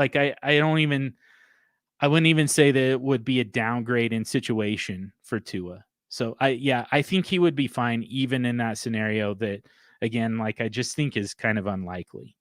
But that's just my guess. It's so hard to figure out what's going on with that situation. I wish that they would trade Deshaun Watson just so we can find out, what the hell's going to happen from there. Because leaving him in Houston where they just deactivate him every week, we're learning absolutely nothing.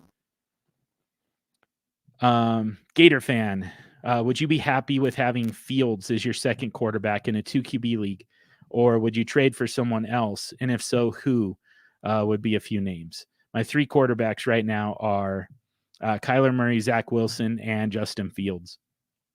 I'm kind of fine with Justin Fields. So first of all, I think that generally speaking, Kyler Murray gives you a high enough floor that you don't need a whole lot from your second quarterback. So you kind of get a little bit of what you need between those two rookies. Zach Wilson is generally going to give you a little bit of a floor. So on those weeks where you're projected to win, Zach Wilson helps you hit that projection. On the weeks when you're projected to lose, you're going to be chasing points. Justin Fields gives you the upside to kind of complement Kyler Murray. So, I think that's a really good mix of quarterbacks. It would be nice to see somebody a little bit safer than Zach Wilson in there, but I think Justin Fields absolutely makes sense in that situation. And above all else, this is kind of something we talked about last week. But you really you just want a little bit of a committee. You want the ability to make decisions at that second quarterback spot. You kind of want to do that at both quarterback spots. But you're generally going to be okay with Kyler Murray as your quarterback 1. He'll give you a high enough floor every single week. And then, you just decide between those two, who's got the best matchups, who gives me what I need for the week to give me a chance to win. So, I think that, like I said, I would kind of rather have a little bit safer quarterback, kind of in the Kirk Cousins. I would say Ryan Tannehill, but he's not safe so far. But Kirk Cousins, maybe Matthew Stafford, maybe Teddy Bridgewater, Sam Darnold, Derek Carr. I would kind of rather see it like Baker Mayfield. I would kind of see rather like I would like to see a guy. Why can't I say that sentence all of a sudden? I would rather see a guy like that than Zach Wilson for you to kind of balance out the upside in this, the floor and the ceiling. But yeah, I think Justin Fields makes a ton of sense for that roster for you.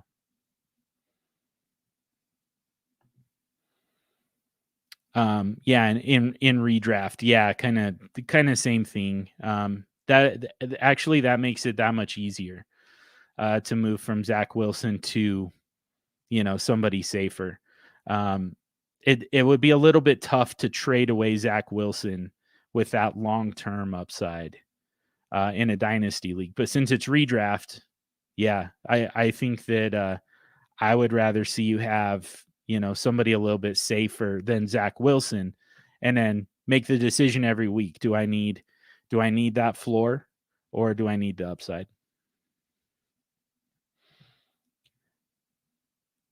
Let's see. Yeah, Dylan.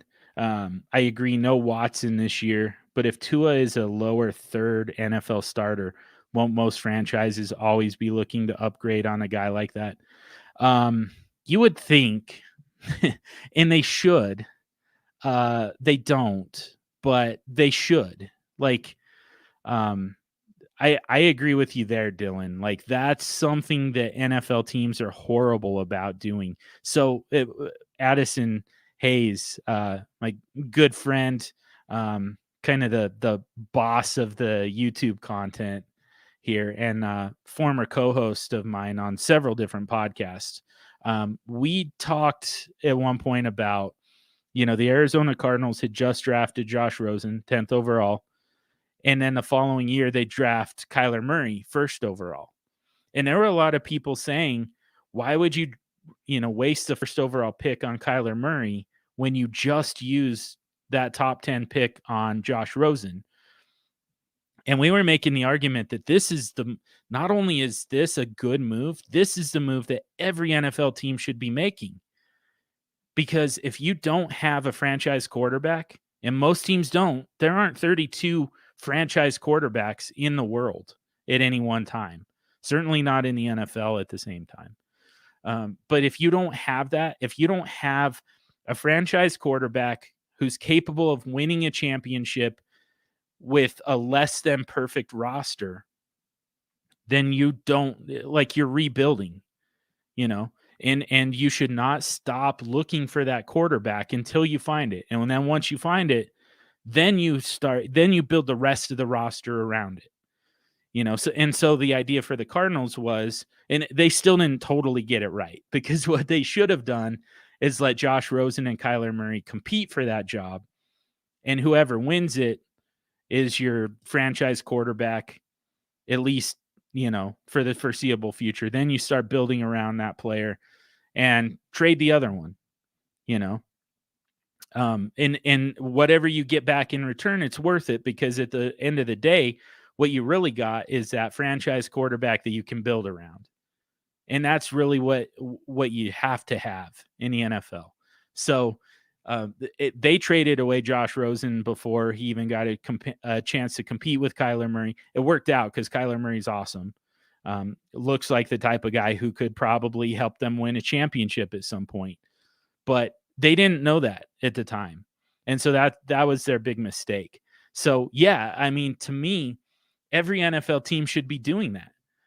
Even if you drafted a quarterback in the 1st round, if you don't know for sure that that's a guy who can be your franchise quarterback for, and is, a Super Bowl championship is within that range of outcomes, you should keep trying.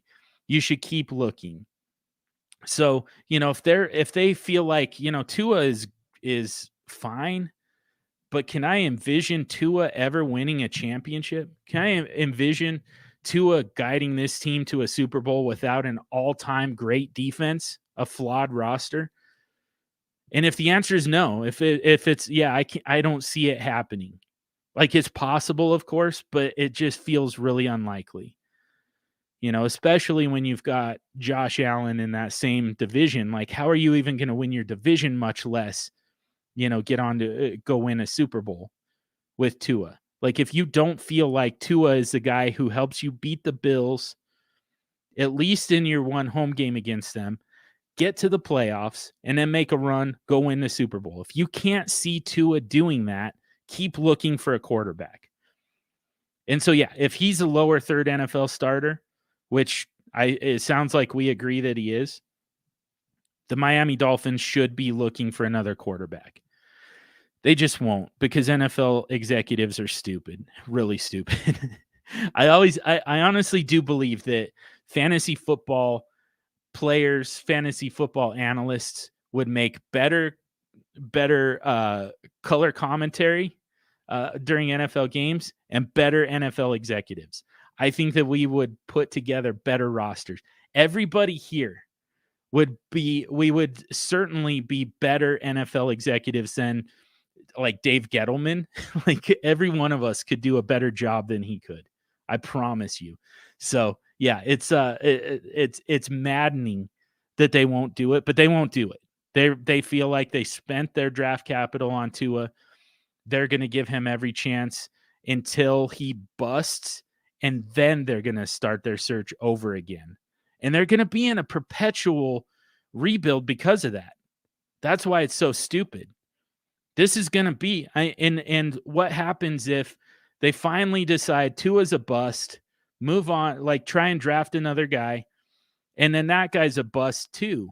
Like, this is how NFL franchises, this is why the Cleveland Browns haven't, before last year, hadn't been to the playoffs in like 20 years or whatever it was. Like, this is why that stuff happens. This is why these teams are so bad for so long, because they wait until they know for sure that it's a bust before they start before they, wipe the slate clean and start over. It's so stupid, but that's what they do. That's what Miami's going to do. Regardless of what we think about Tua, that's what they're ultimately going to do. They're going to stick with him until they know for sure that he's a bust. Zane, SuperFlex dude, dropping knowledge bombs as usual. Yes, sir. How does someone get one of those SuperFlex Super Show tees? Can't wait for week 4 SOPs. Yeah, I always love doing those. The t-shirts, left shoulder. There we go. Those, let's see, go to Dynasty Outhouse's Twitter. I think he's got it pinned. I know he runs that store. But yeah, those are sharp, right? I love that blue color. It's a nice blue. But I think they have stickers there. They have mugs. I've seen people drinking out of the SuperFlex Super Show mugs. There's all kinds of stuff at that store. It's really pretty cool. Gator fan, what would be fair trade value to acquire Kelsey or Waller? Would love to have either on my team, but don't want to wreck my roster. Yeah, that's the tough part, because I don't know that you can do it.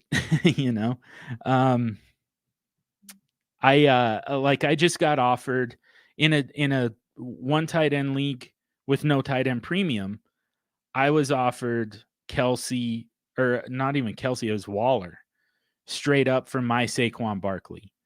Now I've got good running back depth, so I've had the luxury of keeping Barkley on my bench until I see him take on a significant workload. And even then, I mean, it's going to be tough decisions for me. I've got Nick Chubb, Aaron Jones, and Joe Mixon, and now Saquon Barkley and Damian Harris, actually. So like every week's going to be tough for me to make those decisions and get it right. But that's the situation I put myself in. That's what I want. And so, giving up Saquon Barkley for Darren Waller just because, like, my starting tight end is Jonnu Smith.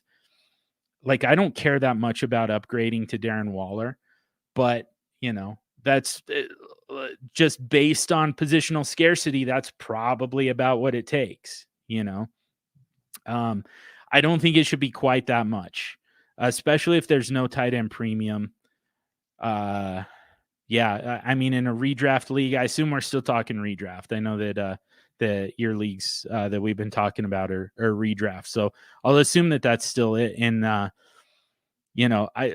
think that's a little heavy. I think Saquon is a little too much for Waller or Kelsey. It might be close for Kelsey. Without a tight end premium, I think that's probably close to what the value would be. Maybe a little less than Saquon, maybe like a Nick Chubb. But yeah, like the second half of that statement to me, I would love to have either of them on my team, but don't want to wreck my roster.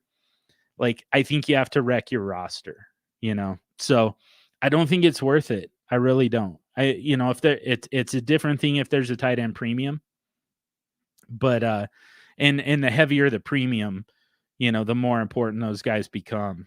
But man, I just think that you're better off just living the same life as everybody else, trying to find that tight end touchdown every week, streaming guys like Gerald Everett and Tyler Conklin and, crap like that. Like, I think you're better off doing that than paying the price that it would take to get a Kelsey or a Waller. Chris, welcome in, my man. What about non-playmaker positions? What fantasy players have no clue about that?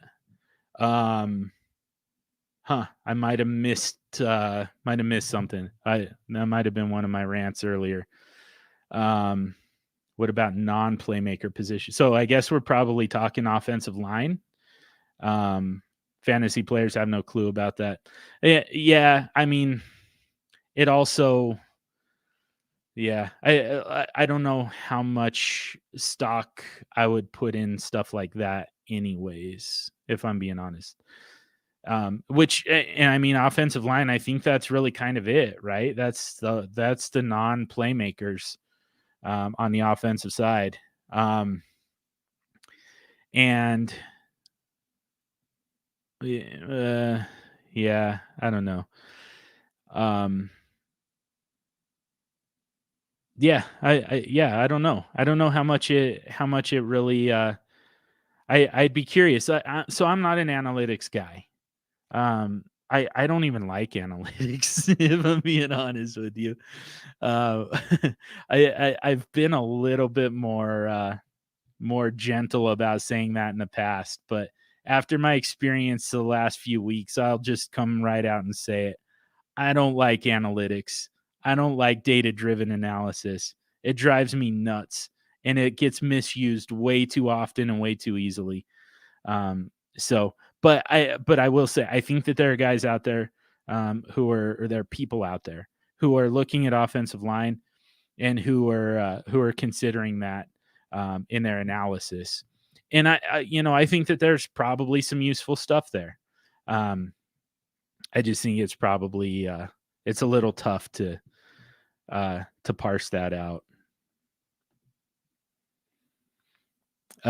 Gator fan, being a Gator fan, nice. Got to ask. Do you see Kyle Pitts being a top 8 to 10 tight end this year? Yeah, that should be pretty easy for him. I don't think that he's going to get to the ceiling that everybody's kind of expecting for him in year one. Which would be, top 2 or 3. I don't think he's there. Like I still think TJ Hawkinson probably has a better season. I think Mark Andrews has a better season. Logan Thomas might even have a better season than Kyle Pitts. But yeah, I mean, once you get outside of the top 5-ish, 4 or 5 tight ends, it's pretty easy to make it in there. And Kyle Pitts should sleepwalk to a top 8 type of season. Yeah. I think that's I think top 8 is kind of his floor. And that's from, in his rookie year and every year beyond. So that's the value in Kyle Pitts, is the fact that he's pretty easily going to be there, where the rest of the position is going to kind of be a revolving door every single year. And then Gator fan asks, would you rather have Mark Andrews or Kyle Pitts this year? Because I currently have Andrews. Yeah, it's it's Mark Andrews for me, but I don't think that it's so far off that it's not worth making a trade, especially since you're a Gator fan, especially since you're a Kyle Pitts fan. And the fact that you're going to feel better about your roster and about your lineup with Kyle Pitts, that's what I gather, what I glean from our conversation. I think that you would feel better managing your roster with Kyle Pitts on it. So I would make that trade.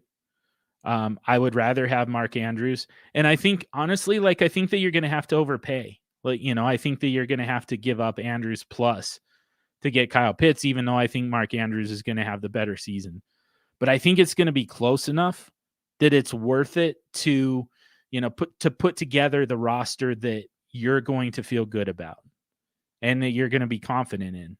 I don't think there's anything wrong with making that move, even going into it knowing that you're going to give up a little bit of production and you're going to give up a little bit of value. I think it's worth making that trade still. But yeah, in a vacuum, I think Mark Andrews is going to end up having a better season personally. Dylan, any takes on the 2022 rookie class for Superflex? I keep hearing there isn't much to get excited about, and I should be moving all my picks to 23. Yeah, I mean, Spencer Rattler isn't looking quite as good as what we had hoped. It felt like he was going to be the slam dunk, not only quarterback one, but number one overall in that class. And we're kind of seeing some things that, that are really pretty typical. When they're juniors, there's kind of this hierarchy, and then in their senior year, it kind of gets jumbled. You get some new guys coming in that you hadn't even really heard of or considered. And I don't think that we have a firm grasp on it just yet. So I kind of think that Spencer Rattler is still the number one, but I think it's going to be close. And we might even see Sam Howell overtake him. So yeah, I mean, I'm not great on Devy. I don't pay a whole lot of attention to college football. I just don't have time. I spend so much time on the pro game that, like, if I gave up Saturdays to college too, I mean, my marriage would just dissolve. So yeah, I don't spend a whole lot of time. I also don't know that I've got the mental capacity for it. I don't know that I've got the bandwidth to learn Devy on top of fantasy and dynasty and Superflex. I think I'm kind of maxed out. But what I do know is, I think Spencer Rattler is going to be good enough that he's going to hold down one of those top spots. Kind of looks like Sam Howell is going to be in the conversation as well. The problem for Sam Howell is Mitchell Trubisky. Another Tar Heels quarterback coming in here, huh? Great. Awesome. Yeah, that went so well last time. So he's going to be a little bit guilty by association, I think. But it seems like Sam Howell might be the better passer, and Spencer Rattler has that rushing upside. So I don't think that you necessarily have to move on from 2022 to 2023, especially if you're looking for quarterbacks. It's not going to be deep. Certainly not going to be deep the way it was here in 2021. We're not going to get that, but I think it's going to be fairly top heavy at quarterback. And, if you get an opportunity to get those guys, I think you're going to be just fine. I know that there are going to be some good quarterbacks in 2023 as well, but I think the strength of that class, it sounds like, is really in the running back position, both in talent and in depth. So, if you're looking for quarterbacks, and I mean, it's kind of the same thing as what we were just talking about for the NFL purposes. You really kind of want to get there as soon as possible, figure out what you've got, and then start building around that. It's the same thing in dynasty fantasy football as well. We want to get those quarterbacks on roster as quick as possible instead of, waiting for the next, Andrew Luck, Trevor Lawrence, whatever. We want to just get them on roster now and see what we've got, and then see if we need to move on right away or not. So yeah, I would hang in there for 2022 picks, unless you're to a point of putting together some running back depth. Then start pushing it off to 2023. That's where the big name running backs are going to be. Jacob Calloway asks, should I be selling in a 2-quarterback league? Or should I be selling just in general? Fire sale time. 2-quarterback league. Got DeAndre Swift, Jonathan Taylor, Clyde Edwards-Helaire, Brandon Ayuk, Rondale Moore, Elijah Moore, Justin Fields, Trey Lance, Deshaun Watson, Zach Wilson. Not sure if I should just wait with this roster or make moves. First year playing Dynasty. It's your first year and you put that roster together. Damn, man. I know Brandon Nyuk is letting you down a little bit. We talked about it earlier, though, in the show. I have a feeling that Trey Lance gets on the field, and it's going to be a pretty big boost for Brandon Nyuk. So I'd hang in there as far as that goes. Love the quarterback depth. Love the quarterback youth. The wide receiver youth is foundational. You can kind of build around that. What I will say is I wonder. I'm not sure that the wide receiver group is going to fully support your roster this year. That's a bunch of young guys who, what we generally see in Dynasty is, second and third year wide receivers really kind of break out. And really what happens, and it's kind of the same with quarterback. It's on a much different scale. But what we see with wide receivers a lot is you'll see some flashes in year one. When they're rookies, you'll see some flashes. And we've already seen it with Rondale Moore.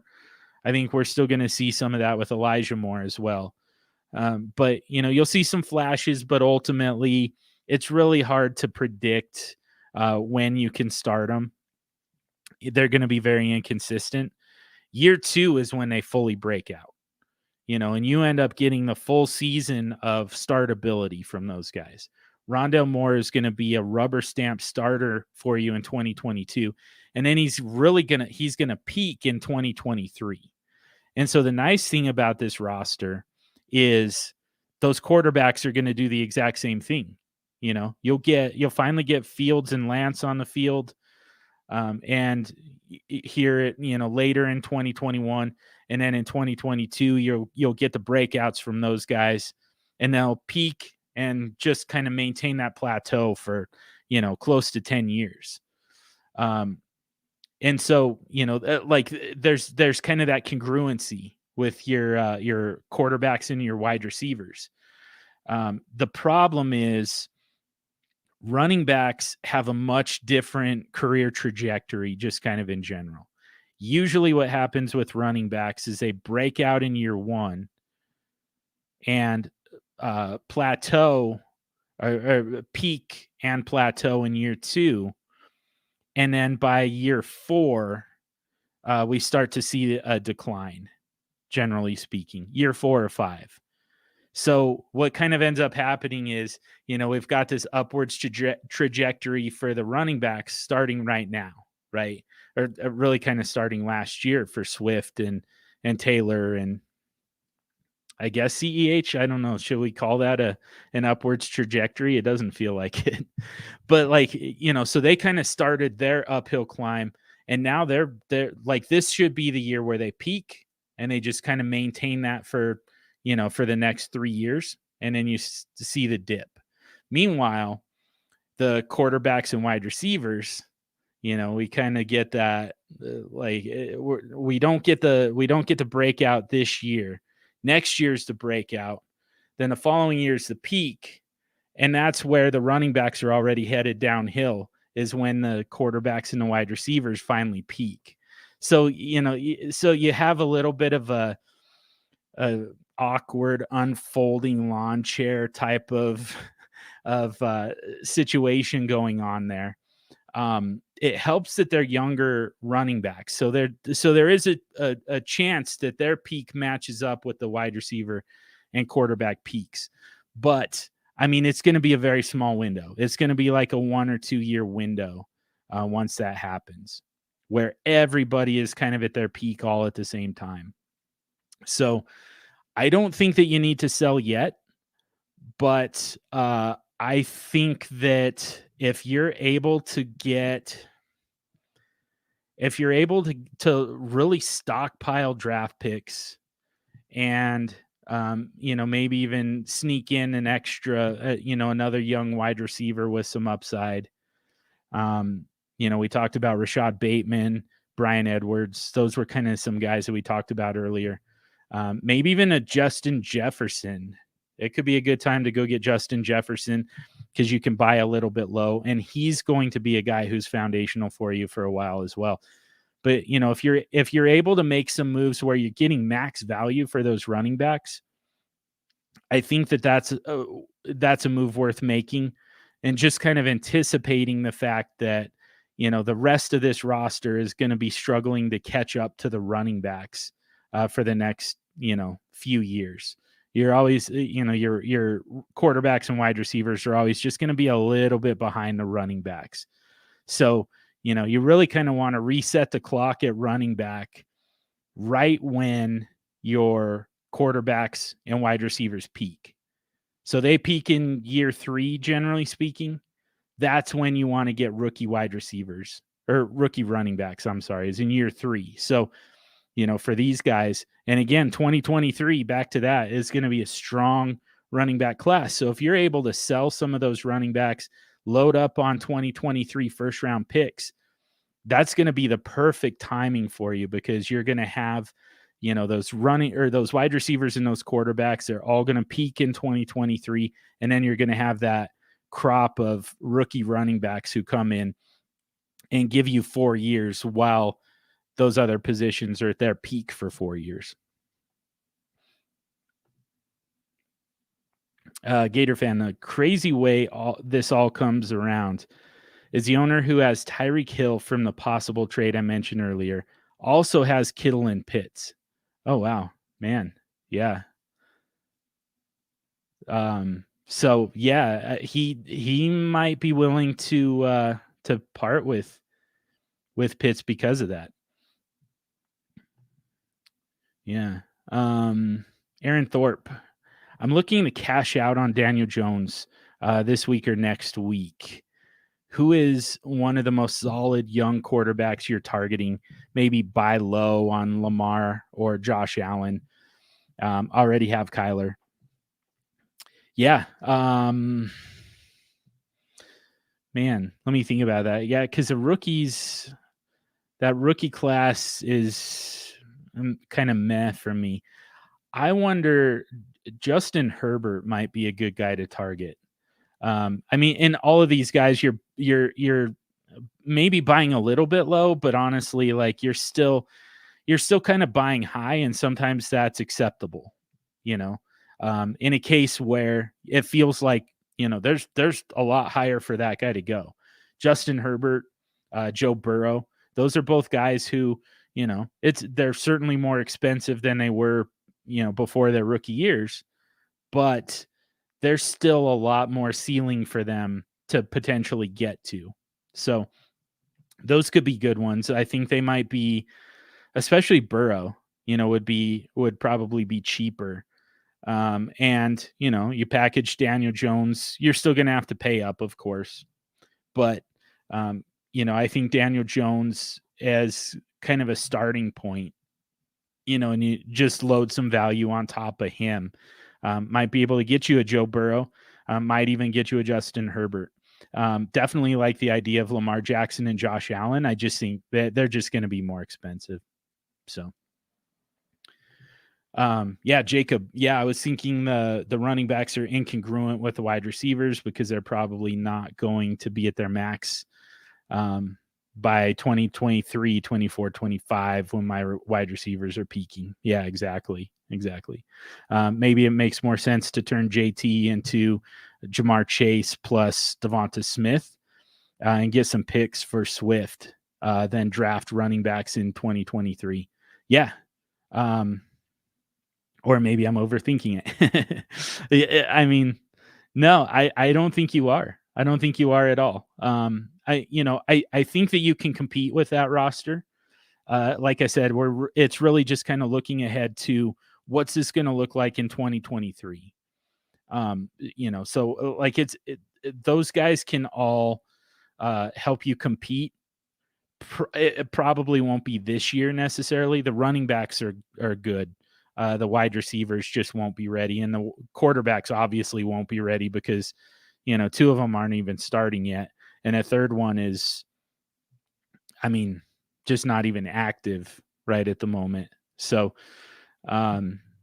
yeah. So we more than anything, you kind of want everything to line up with the quarterbacks. And, so I think that they'll give you a chance to compete next year. But I think that, just looking ahead, I don't think it's overthinking it to say, I'm going to be in a much better position to compete in 2023. Like my foundational guys are all going to be ready in 2023. And so let's reset the clock at running back by then.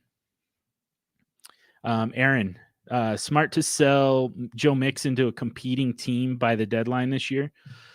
Yeah, if you're not competing, if you're not trying to contend and you're trying to rebuild and add some youth and some draft picks and stuff, yeah, I would do it. I would sell, and I love Joe Mixon. But the most likely scenario is if he does what I think he's going to do this year, which again, to me, running back one overall upside. I think he's got that upside. I think he's got to look at that. If he does that, that's by far the best you're ever going to get from him. And then it's wasted on a rebuilding roster.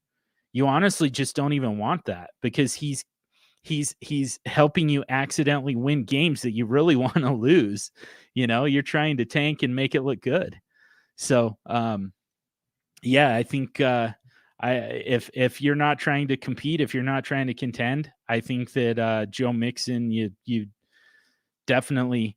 I don't even know if I would wait till the deadline. To be honest, I would start shopping him now. I mean, I would make sure and get, get the best return you can. Try and get max value for him, and knowing that you've got some time to do that.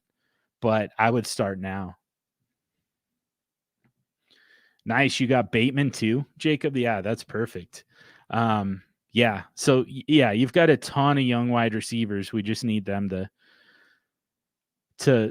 pop and to catch up for you.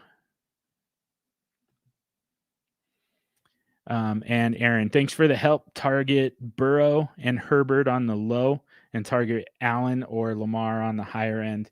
I don't mind paying up for a solid investment. Who do you think is the most solid? So I do think that cost plays into it. I think that Justin Herbert is the cheapest of the guys who are just kind of slam dunk elite, So to me, it's really kind of Herbert, Lamar Jackson, Josh Allen, and I'll actually throw in Dak Prescott. I think he belongs in that conversation too. And I think Herbert is the cheapest of those guys who is just kind of locked in for, top 5 type quarterback production every single year for the foreseeable future. Here's the thing though. Here's one other thing I would throw in there, Aaron, just one more wrinkle.